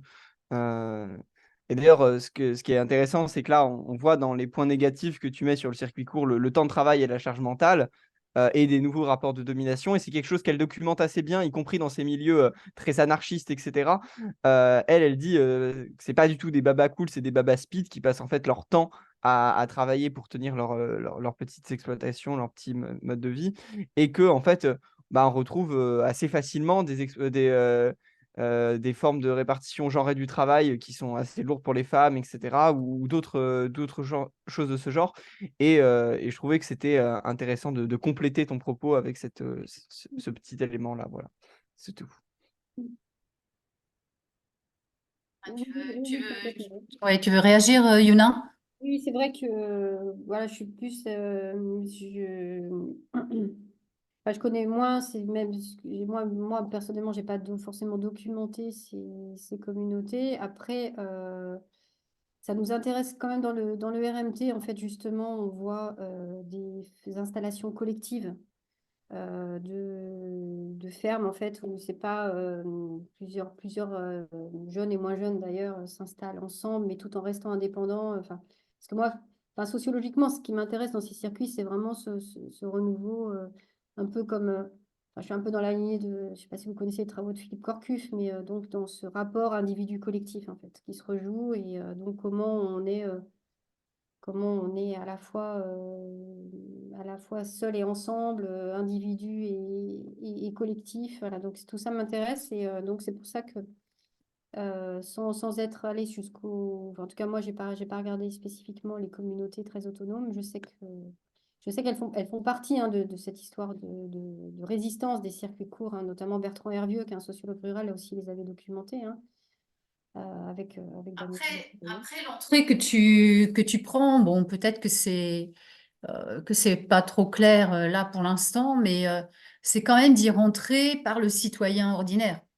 Voilà, c'était quand même ça le parti pris, c'était de regarder finalement qu'est-ce qui se passe dans la vie de la majorité des gens qui doivent aller faire leurs courses tout le temps. Et du coup, est-ce que le circuit court est accessible, pas accessible et comment? Et en particulier, quand même, hein, les circuits courts, ils ont été beaucoup documentés justement du côté des engagements militants et pas tellement finalement dans cette vision de transformation à laquelle ils participent par cet apprentissage d'une forme de démocratie locale, dans la mesure où c'est des gens qui vont discuter avec des producteurs et qui, à travers ça, quand même, reconnectent ce qu'ils ont dans leur assiette avec la réalité du travail paysan. Et donc, c'est plutôt ça ton entrée. Oui, oui, c'est plutôt ça. C'est pour ça qu'en effet, d'emblée, bon, il y avait plus de travaux hein, aussi de quelques collègues qui étaient sur les militants. Et personne s'intéressait, notamment, hein, je vais revenir après parce que je voulais vous montrer un peu le travail que je fais avec les marchés de plein vent en France pour y remettre pour les penser justement comme des lieux de démocratie, d'apprentissage de la démocratie, mais par des citoyens non engagés au départ. Sébastien qui veut poser une question? Oui, en fait, c'est pas vraiment une question, c'est plus pour rebondir aussi sur ce que disait Merlin tout à l'heure, mais avec un angle un peu différent sur. Moi, je connais tout près de chez moi, on a un petit réseau de résilience, on va dire de permacole. Alors, je sais pas si on peut dire comme ça, mais ou bien d'agroécologie, où en fait, on s'échange des denrées, on produit pas tous la même chose, mais par contre, on peut faire des échanges gratuits entre nous. Donc, c'est une forme de circuit court, mais sans la partie économique, finalement. C'est plus de l'entraide et de l'échange, quoi. Mhm. Oui, je suis d'accord. Enfin, l'économie, de toute façon, ne se limite pas aux échanges marchands, hein. Mhm. Donc, bien sûr, ce troc et ces échanges.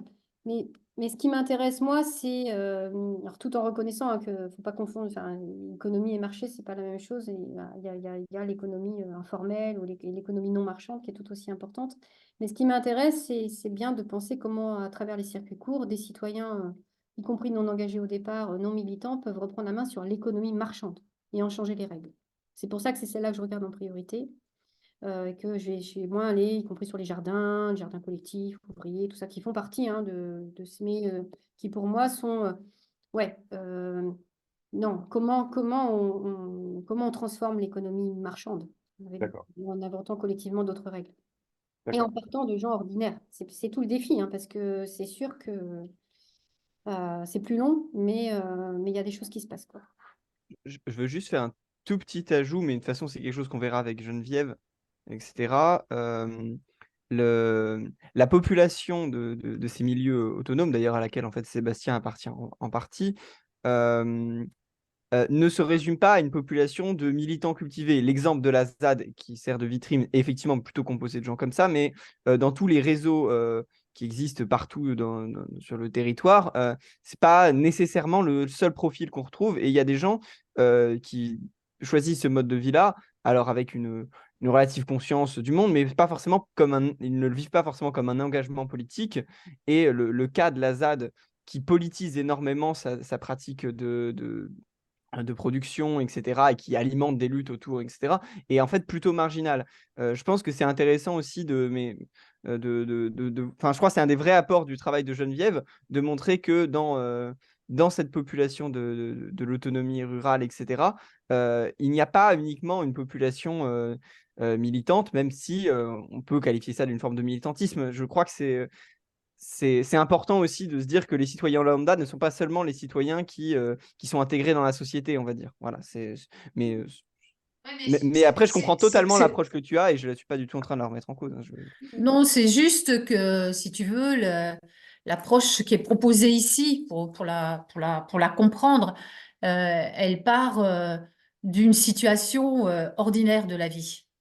Voilà. Et par là, des populations que tu retrouveras jamais dans les réseaux autonomes et que tu retrouveras jamais dans les réseaux politiques classiques de luttes diverses et variées. Voilà. Et c'est ça qui est intéressant aussi dans cet apport par les circuits courts. Et on retrouve ça nulle part ailleurs. Voilà. Et c'est pour ça que c'est intéressant de le regarder d'un peu plus près. Et le titre de la séance, c'est faire politique par et avec les circuits courts, parce que c'est vraiment ça qui est à l'œuvre. Et en tout cas, on a aujourd'hui un quart de siècle, hein, je dirais, de recul pour voir aussi comment cette histoire-là, finalement, a vraiment, vraiment du sens. Ouais. Alors, je te laisse continuer, Yuna. Oui, donc je voulais vous montrer, parce que pour continuer un petit peu sur minimum sur sur un indicateur et puis vous montrer aussi, quand je disais les d'autres nouveaux types d'indicateurs qu'on peut penser, notamment sur l'économie, parce que c'est vrai que c'est l'économie qui m'intéresse, de voir comment on reprend la main, comment on documente les choses différemment à partir de ces circuits. Donc on a travaillé sur ce qui s'appelle l'effet multiplicateur de l'achat local, c'est-à-dire qu'on suit l'argent qui est dépensé dans un magasin en circuit court par rapport à un magasin en circuit long. Donc, vous dépensez 100 euros, par exemple, enfin, pas vous tout seul, mais enfin, en tout cas, des consommateurs dépensent 100 euros dans un magasin de producteurs. Finalement, l'argent auprès de où et auprès de qui va être dépensé. Et donc, on a suivi, là, c'est l'exemple d'un magasin de producteurs dans le sud de la France, mais on a fait une étude plus large qui, en fait, confirme les résultats qu'on a pu trouver, à savoir que finalement, l'argent, et donc, on voit qu'il est redépensé par le magasin auprès de producteurs, de salariés. Donc, eux, ensuite, vont redépenser cet argent et on suit l'argent sur 3 rounds de dépenses comme ça.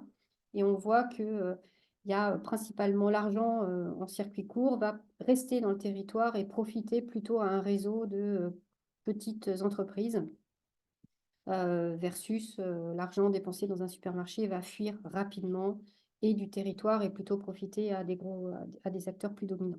Donc ça, c'est aussi rentrer dans le... alors là, on est sur un modèle, je ne sais pas si vous connaissez, très, très classique de l'économie, qui est de Keynes, avec cette idée d'injecter au départ, Keynes a dit, pour développer l'économie, on va le développer par l'offre et puis en injectant de l'argent public et tout. Donc, mais on prend finalement une méthode classique de l'économie classique pour la mettre au service justement d'une démonstration du rôle des circuits courts dans cet effet multiplicateur de l'achat local. Donc, en dépensant dans ces circuits, donc ça génère justement plus de dépenses à l'échelle du territoire et auprès d'un tissu plutôt de PME, enfin TPE même, TPME. Donc voilà, c'est très intéressant pour en discuter avec les élus, c'est très intéressant pour en discuter avec les politiques publiques. Ça demande un peu, voilà, c'est compliqué, il faut récupérer les comptabilités. Donc, alors nous aussi, on regarde un peu ces idées un peu de triple comptabilité et tout ça, mais avant ça même, et en tout cas, en plus de ça, il faut aussi être sur justement une comptabilité normale. Notre idée, c'est de répondre point par point à l'économie classique. Donc, ils utilisent des outils, on les utilise aussi pour regarder ce que ça donne et en étant justement, donc en montrant aussi ça intéresse beaucoup les élus parce que eux qui sont à la recherche de leviers pour l'économie locale, on a là une démonstration assez, déjà un peu robuste de cette contribution donc au maintien des richesses dans le territoire. Je voulais juste là, un peu pas pour terminer, mais en tout cas, vous repointer en tout cas sur ce travail un peu sur les marchés à travers la démarche pâtisserie locale qu'on a mise en place. Alors ça, on a créé avec une collectivité qui est la ville de Grabel, qui est à côté de Montpellier. Petite ville de périphérie de la ville de Montpellier, hein, donc petite ville de 7000 habitants, cité dortoir, donc les élus, front de gauche, donc ont décidé en 2008, le premier mandat, de créer un marché pour redynamiser cette cité dortoir et donc et refaire du lien entre les gens. Et avec cette idée quand même sous-jacente de permettre justement, y compris du lien, mais aussi de permettre aussi des discussions un peu politiques, donc en tout cas voilà, de permettre du débat, en tout cas dans cette cité dortoir. Et donc l'élu en charge donc enfin un élu donc en tout cas qui était dans cette équipe a eu l'idée donc de créer ce marché. Et donc m'a contacté pour qu'on soit plutôt justement sur un marché en circuit court. Parce que finalement, les marchés de plein vent en France, ils sont pas 100% circuit court, loin de là, hein. Donc, y compris là encore, en fait, il y a une loi du code rural qui est très ancienne, je sais même plus, 1800 et quelques, je ne sais plus exactement la date, et en fait qui dit que normalement, il doit y avoir sur chaque marché 10% de producteurs, donc d'agriculteurs. Et en fait, on a à peu près 60% des communes en France qui ne respectent pas cette loi et qui, du coup, payent une amende plutôt que parce que les communes préfèrent les revendeurs, ça a plus de diversité, alors que les producteurs, c'est variable. Des fois, ils n'ont rien à vendre, ils ne viennent pas. Enfin, donc, voilà. Donc, on a compris une réglementation là qui n'est pas forcément respectée. D'ailleurs, qui n'est pas forcément connue parce qu'on a beaucoup de municipalités en fait qui ne connaissent pas vraiment la loi et donc au final l'amende c'est pas eux qui la paient, enfin bon bref, en tout cas un manque de maîtrise, hein, parce que ce qui nous a intéressé nous c'est de se dire aussi que le marché c'est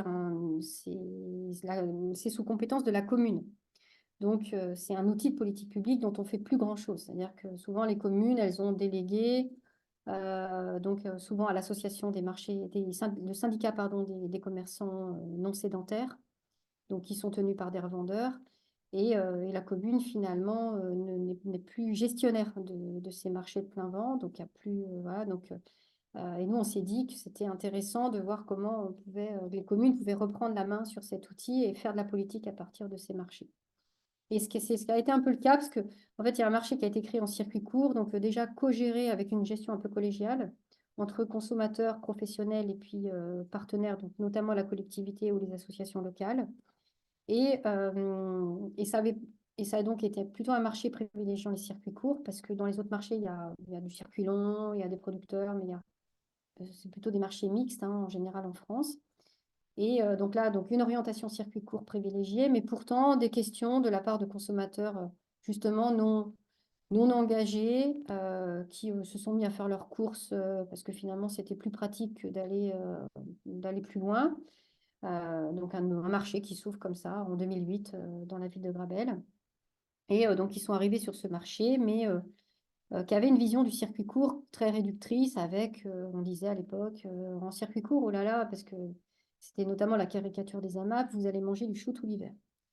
Et en fait, sur ce marché, il n'y avait pas que du chou, il y avait un peu plus de diversité. Donc certains consommateurs ont commencé à se poser des questions en disant, est-ce qu'on est vraiment en circuit court parce qu'ils avaient cette image il n'y a pas grand-chose et puis surtout peu de diversité. Donc, l'élu en charge du marché a eu l'idée de mettre en place des codes couleurs pour indiquer l'origine des produits, entre du vert avec un produit vente directe, produit local, et puis orange ou violet en fonction justement de l'origine des produits. Voilà, j'ai travaillé avec lui parce que l'idée, c'était justement de se dire, profitons de donner de l'information pour aussi aller dans le sens de cette transition agroécologique et petit à petit, et surtout faire discuter ensemble, parce qu'un produit local, ça veut dire quoi justement, ça n'a pas la même définition pour vous que pour moi, entre Paris et puis Montpellier, entre l'Odève et Montpellier. Donc surtout, justement, l'idée, ça a été surtout de se dire, OK, un code couleur pour indiquer notamment les produits qui sont en circuit court et plutôt locaux.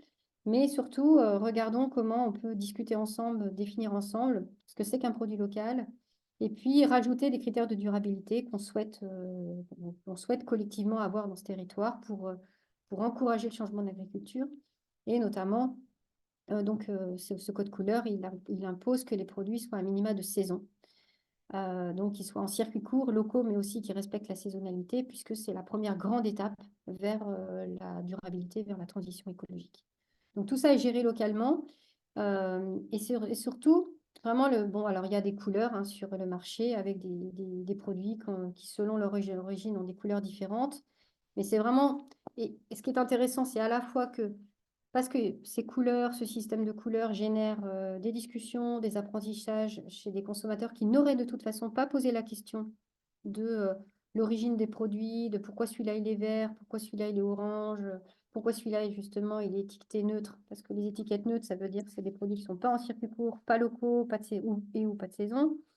Donc ça génère des discussions, ça génère des apprentissages et puis chez certains consommateurs, ça a généré des changements de pratiques alimentaires. Et puis, il y a ce côté, il y a ce comité qui associe des consommateurs, des professionnels, et qui, là aussi, est un lieu où ça débat, ça discute, ça rebondit. À Grabel, après s'être occupé du marché, ils ont décidé aussi de changer l'approvisionnement de la cantine, d'installer des agriculteurs. Alors, modifier le fonctionnement de l'épicerie sociale, ça n'a jamais complètement fonctionné. Pourtant, Dominique a été là discuter avec eux, mais aussi parce que le maire n'a pas à laisser faire ce comité qui, au départ, a intégré des personnes justement non militantes, non engagées. Et donc, c'est au fur et à mesure, et c'est aujourd'hui, ils sont beaucoup plus mûrs pour ces questions-là qu'ils ne l'étaient il y a quelques années. Donc, voilà, les choses se font au fur et à mesure des apprentissages. Et, et en tout cas, ce marché est un lieu où, enfin, ce marché de Grabel donc est un lieu où ça y compris le maire s'est fait réélire beaucoup grâce à son marché. Et donc, c'est vraiment cette idée de mise en politique du marché de plein vent, de discussion autour de ça, de finalement non seulement quelle agriculture, enfin quelle alimentation on veut, mais c'est aussi quel marché on veut, quelle alimentation on veut dans nos cantines, quel paysage on souhaite. Voilà, donc plutôt justement de maintenir les terres agricoles. Enfin, donc, c'est un lieu où on peut débattre et orienter. Donc, cette démocratie alimentaire qui permet aux citoyens de reprendre la main sur les décisions liées au système alimentaire. Donc, ce système-là de code couleur et puis surtout de gestion collégiale, aujourd'hui, il s'est mis en place récemment. Donc ça a commencé par se diffuser dans des petites villes dans le sud de la France. Et puis aujourd'hui, c'est mis en place à Lyon, sur l'ensemble des marchés de Lyon. Donc, il y a une centaine de marchés de plein vent à Lyon. Donc, on va voir donc c'est un changement d'échelle. Et puis, sur le marché de Rennes aussi, le marché des Lys, qui est un des plus vieux marchés de France, avec 400 étals. Donc du coup, on est justement, et on continue donc à mettre en place, c'est-à-dire vraiment l'idée, c'est de rentrer au cœur de la ville, dans ces marchés qui avaient été oubliés, qui sont des outils sous la compétence de la commune pour en faire des lieux vraiment d'apprentissage et de transition collective. Voilà, et puis je voulais finir par juste, enfin, un autre cas, un autre exemple, hein, là où, parce que souvent les circuits courts, on les voit plutôt sur les légumes. Moi, je m'intéresse beaucoup depuis quelques années aux filières courtes, enfin, circuits courts autour des céréales. Parce que les céréales, en fait, céréales, blé, pain, pâtes, c'est vraiment une des filières qui a été la plus industrialisée. Même les légumes, ça n'a pas été autant industrialisé. Là, on est sur le verrouillage complet avec un pilotage très fort des meuniers, les gros moulins de France, qui ont tout verrouillé, qui font que même, en fait, c'est eux qui installent les boulangers, hein. Les boulangers, après, les remboursent en achetant de la farine, mais en fait, les meuniers pilotent toute cette filière très, très industrialisée avec des variétés modernes, avec beaucoup d'additifs. Donc là, et là, l'histoire du circuit court en céréales locales, c'est vraiment l'histoire complète d'une déstandardisation. Donc un changement complet de la semence au pain, de la semence aux pâtes, avec des variétés anciennes, des populations, des technologies douces, du levain plutôt que de la levure. Donc moins d'allergies, moins d'hypersensibilité au gluten.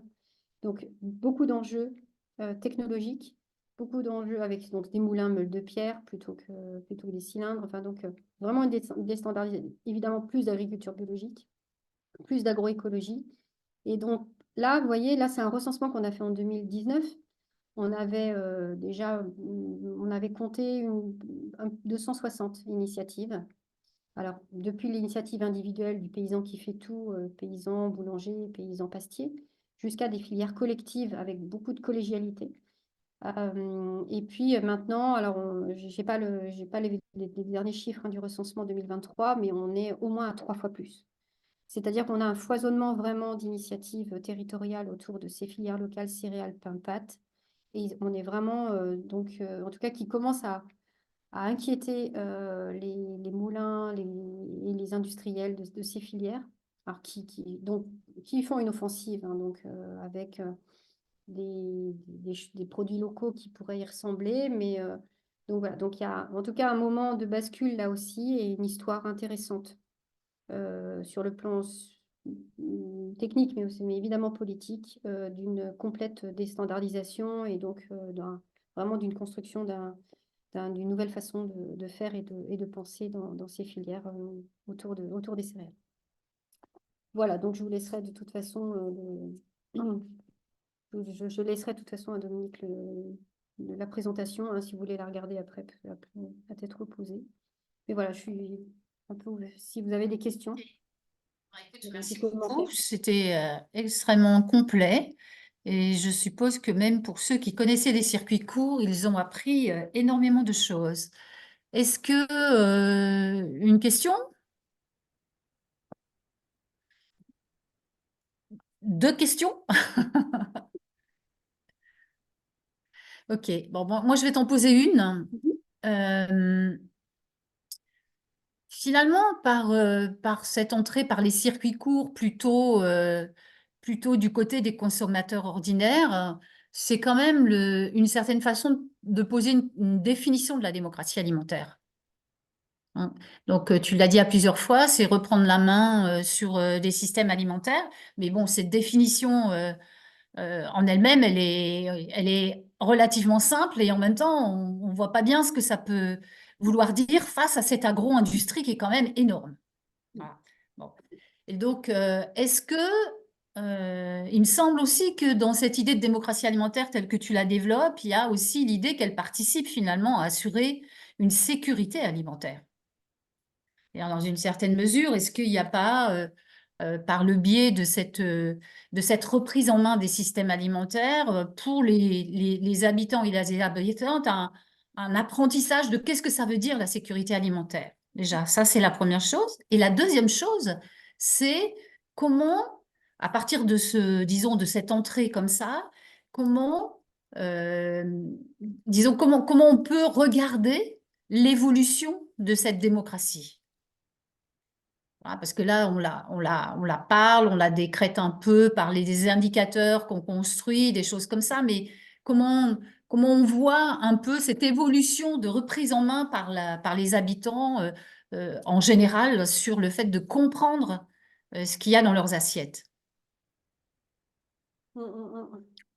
Ouais, ouais, ça, c'est des questions qui sont pas. Alors, en effet, démocratie alimentaire, enfin, bon, comme toi, enfin, je partage l'hypothèse hein, qui est pas la nôtre au départ, mais de Tim Lang et de cette idée que par la démocratie, donc par la participation des acteurs aux décisions concernant les systèmes alimentaires, on construit une sécurité alimentaire, premièrement, et plus durable, plus juste, deuxièmement. Donc, c'est cette idée. Et en effet, la sécurité alimentaire, c'est le point, c'est l'entrée. Euh, c'est en fait, c'est un peu cette idée que j'ai dit à un moment, notre sécurité alimentaire est assurée par d'autres qu'on ne connaît pas, qu'on ne maîtrise pas, principalement, puisque on est très, la grande distribution elle-même liée à des flux internationaux. Donc, du coup, on est de toute façon très, très fragile à ce niveau. Donc, par la participation, par ces circuits, il y a de toute façon pas tant c'est pas l'idée justement que les circuits courts vont suffire en eux-mêmes à assurer la complète sécurité alimentaire, mais pour autant va permettre justement cette compréhension des fragilités et des dépendances Et je le redisais ce matin dans une réunion enfin, sur la résilience alimentaire, où un gros mélange, en fait, parce qu'il y a beaucoup de confusion entre les termes, hein, entre l'autonomie, l'autosuffisance, la souveraineté. Enfin, c'est cette idée de permettre justement qu'à travers le circuit court, on récupère le droit à décider de qui nous nourrit et comment. Y compris peut-être nourri par d'autres pays et pas forcément par notre territoire qui peut être pollué, qui peut être dans le nord, et j'ai pas forcément envie de manger des endives tout le temps, ni de mettre des fermes verticales pour pouvoir me nourrir donc justement localement. Donc on peut préférer justement être nourri par d'autres régions, d'autres pays, mais c'est donc cette récupération du droit à décider de qui nous nourrit et comment. Donc c'est ça qui m'intéresse à travers justement et pas la construction d'une sécurité alimentaire qui serait liée à une autonomie alimentaire ou une autosuffisance, un repli sur soi, en pensant que on doit tout produire dans le territoire, mais bien ce droit à décider. Donc c'est ça qui voilà. Et après du coup l'évolution de la démocratie alimentaire. Et comment la mesurer? Bon, après, on peut penser à des. Et d'ailleurs, on peut le faire éventuellement, hein, de regarder comment les initiatives autour des circuits courts, qui est-ce qu'elles mobilisent, sur quel type de décision. Est-ce que c'est des décisions à la marge, savoir s'il faut faire le marché le samedi ou le dimanche, des trucs un peu insignifiants, ou au contraire sur des choses qui sont plus importantes. Notamment, par exemple, j'ai accompagné le PAT, le projet alimentaire territorial de Clermont-Ferrand, projet alimentaire territorial, derrière, c'est une équipe gauche écologiste qui, justement, s'est dit, on ne veut pas soutenir les AMAP, tout ça, machin, parce qu'on nous accuserait de rester entre nous. On veut travailler avec la grande distribution. Bon, pourquoi pas? Du coup, mais oui, mais c'est pour ça que ce qu'on a mis en place, c'est justement l'idée et la grande distribution étant intéressée pour mettre des produits locaux dans ses rayons, dans un greenwashing ou un local washing, qui progresse.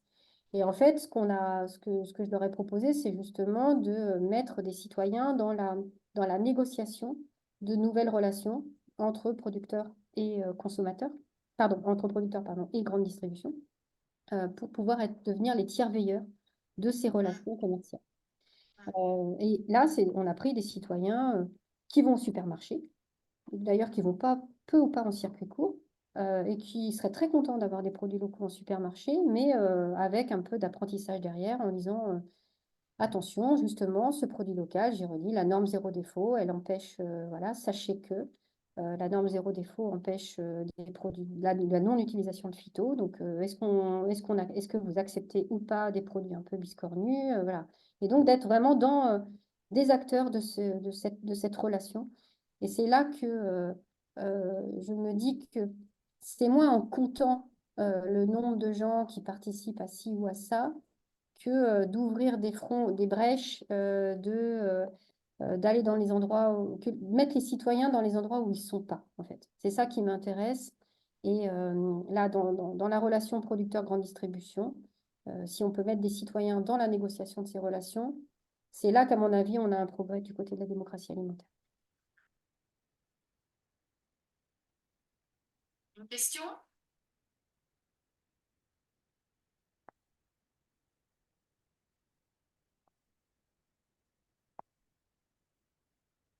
Vas-y, Merlin. Oui, je suis désolé, j'ai l'impression de monopoliser un peu l'espace question. Pas de problème. Non, mais moi, ça m'intéresse vraiment beaucoup tout ce que tu développes. Moi, je ne connaissais pas du tout, par exemple, la filière céréales. Là, je suis en train de regarder la carte depuis tout à l'heure pendant que tu parles. Je trouve ça vraiment riche. Et cette histoire des marchés aussi. J'avais deux questions. Une sur on va dire, sur la perception du circuit court chez les agriculteurs et par rapport au bio notamment, parce que bon, dans le milieu agricole conventionnel, le bio, c'est vraiment le démon. Je pense que le circuit court, c'est enfin peut-être que je me trompe, mais tu me diras, c'est un peu mieux perçu.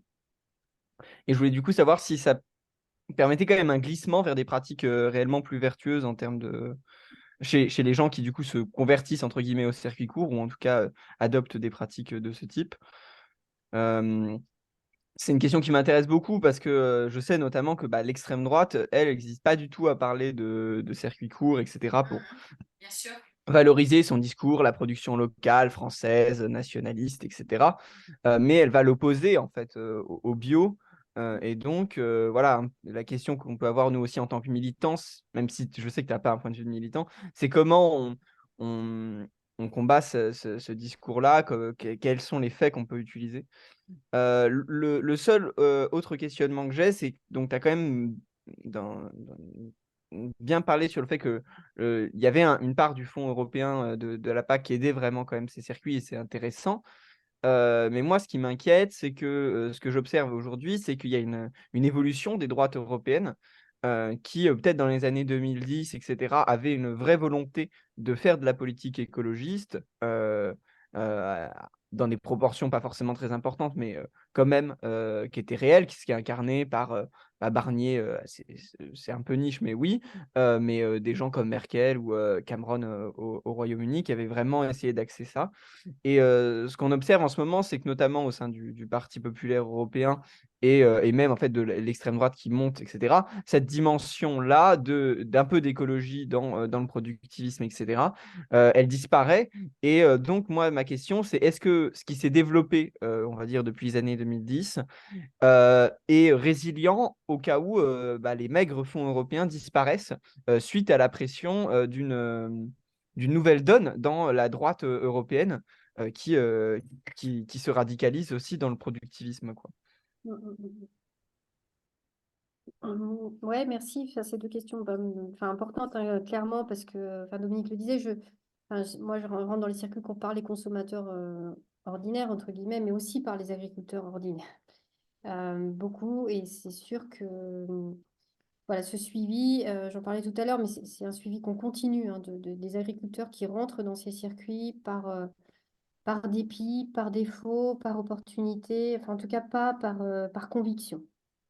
On les suit et voilà, pour la majorité, donc on est quand même sur des gros échantillons, hein, donc sur plusieurs filières. Alors c'est clair que sur les filières élevage, c'est un peu plus compliqué quand on est en poulet industriel. Passer du poulet durable, faut carrément déménager, quoi. Enfin, c'est compliqué. Pour les bovins, ça l'est un peu moins, mais voilà, en élevage, la transformation est compliquée. C'est pour ça que. Et puis, c'est souvent dans des filières intégrées, tout ça. Donc, c'est plutôt, en tout cas, plus sur le maraîchage, sur l'herbo, sur les productions végétales. Là, on a des conversions. Des- vers le bio ou vers le presque bio.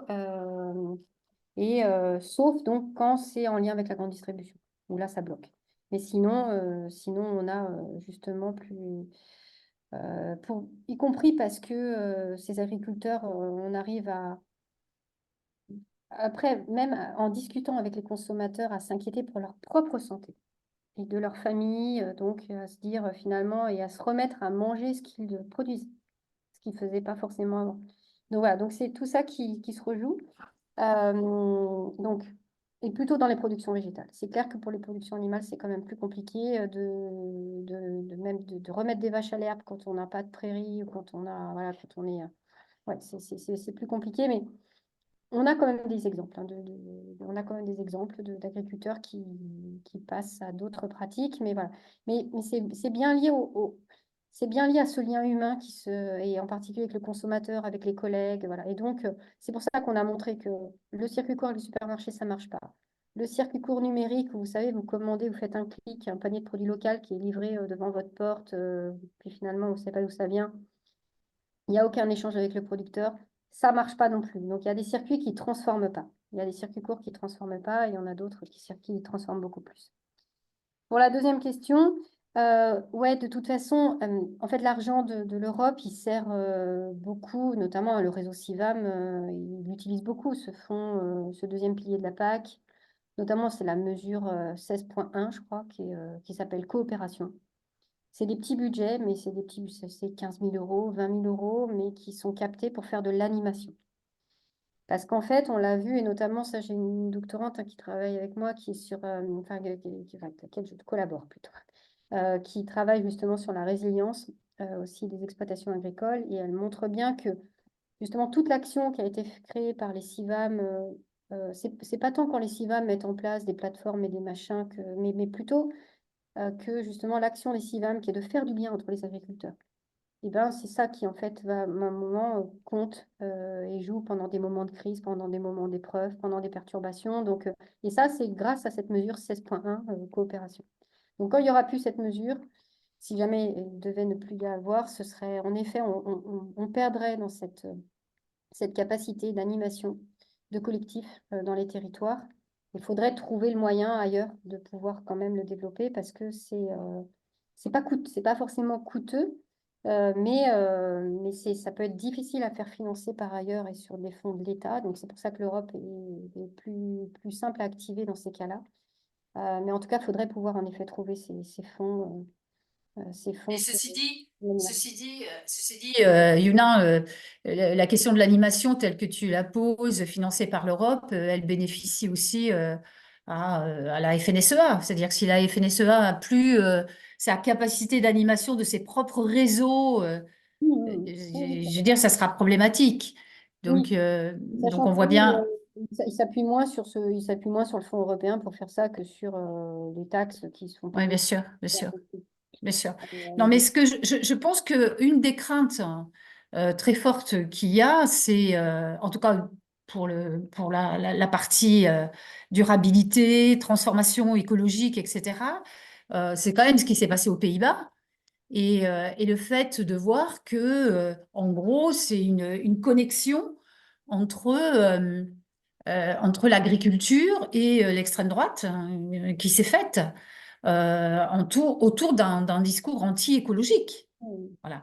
Et ce qu'on voit bien, c'est que nous, en France, cette connexion s'est pas encore faite complètement parce que les compétences du point de vue agroécologique sont pas encore trop présentes à l'extrême droite. Mais par contre, le discours identitaire, il est déjà présent, et en particulier dans les régions du Sud, on le connaît bien, et sur les circuits courts en particulier. Hein. Et donc la connexion, elle va se faire. Je veux dire, il ne faut pas se faire d'illusions, elle va se faire aussi. Et la question de Merlin là-dessus, elle est vachement importante. C'est-à-dire comment nous, militants, militantes autour de l'écologie, en particulier l'écologie radicale, comment on fait? Quel type d'argumentaire on est en capacité de construire? Et est-ce que les circuits courts peuvent être finalement quelque chose qui nous permettrait de déployer avec force ce travail de transformation écologique? mhm. Oui, oui, hein, de toute façon, enfin, moi j'ai été contactée plusieurs fois par, enfin, j'ai évidemment refusé de travailler au moment des présidentielles en particulier hein, pour le Rassemblement national sur son programme localisme, Ouais. avec les circuits courts qui étaient mis en avant. Mais en fait, ils ont, bon, moi j'ai pas discuté avec eux dans le détail et j'ai pas du tout, ils avaient des ambitions de formation, mais personne n'a suivi et ils restent quand même très. Ouais, il y a quand même une approche enfin, peu compétente de ce sujet. Donc, en effet, ils ne sont pas Oui, encore oui, réussi oui, à c'est clair. acquérir les compétences pour pouvoir être écoutés et entendus là-dessus. Donc, c'est plutôt avec d'autres. Mais en effet, il y a de toute façon le localisme, il y a une version repli identitaire, notamment quand j'avais proposé ici C'est local à l'Association des marchés de France, qui est quand même l'association des marchés de France, et quand même avec les syndicats des commerçants non sédentaires, comme assez proche hein, du Rassemblement national, déjà. Donc, on m'a dit, c'est parfait, ça va nous permettre de virer tous les bougnoules des marchés. Bon, évidemment, donc nous, enfin, j'ai évidemment réagi. On a fait un communiqué pour pouvoir justement remettre redire ce qui, y compris dans l'Association des marchés de France, et réclamer à ce qu'il y ait un communiqué qui montre c'est le circuit court dans l'ouverture, dans l'inclusion et tout ça, et pas dans le repli ni l'exclusion. Donc, mais c'est sûr il faut être vigilant là-dessus. De toute façon, il y a plein de sujets de vigilance aujourd'hui, hein. Il y a celui-là, il y a, j'étais encore ce matin, hein, donc toute une alliance entre la FNSEA et les startups pour porter une norme sur la résilience alimentaire des territoires qui va s'appuyer sur des robots, sur des fermes verticales, sur des biostimulants, donc au titre de la résilience, et donc produire plus, toujours produire plus, donc avec un ministère complice, hein, puisque un ministère qui soutient, donc voilà, donc il y a aussi ça. Ouais, il y a plusieurs points et qui parlent des circuits courts aussi, mais pas avec plutôt le circuit court national. Enfin bon, bref, donc pas du tout la même vision. Donc, voilà, il y a plusieurs points de vigilance.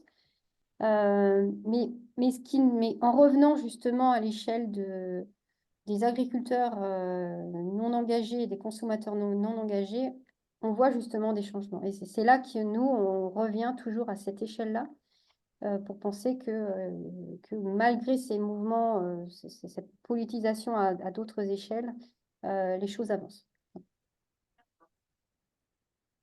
Je ne sais pas si tout le monde a pu s'exprimer. Là, on arrive à la fin. Ok. Bon, bah, écoute, Super. merci beaucoup. C'était extrêmement complet et vraiment très intéressant. Ouais, merci beaucoup, hein. Merci Merci. beaucoup. Merci. Et puis, je reviendrai vers toi pour préparer disons, la diffusion par le replay et tout ça. Oui, ok, ça marche. D'accord? Ok. Merci. Merci beaucoup. Merci à tous. Au revoir. Et puis donc, à la prochaine séance. Merci. Au revoir. Au revoir. Merlin, tu restes un peu?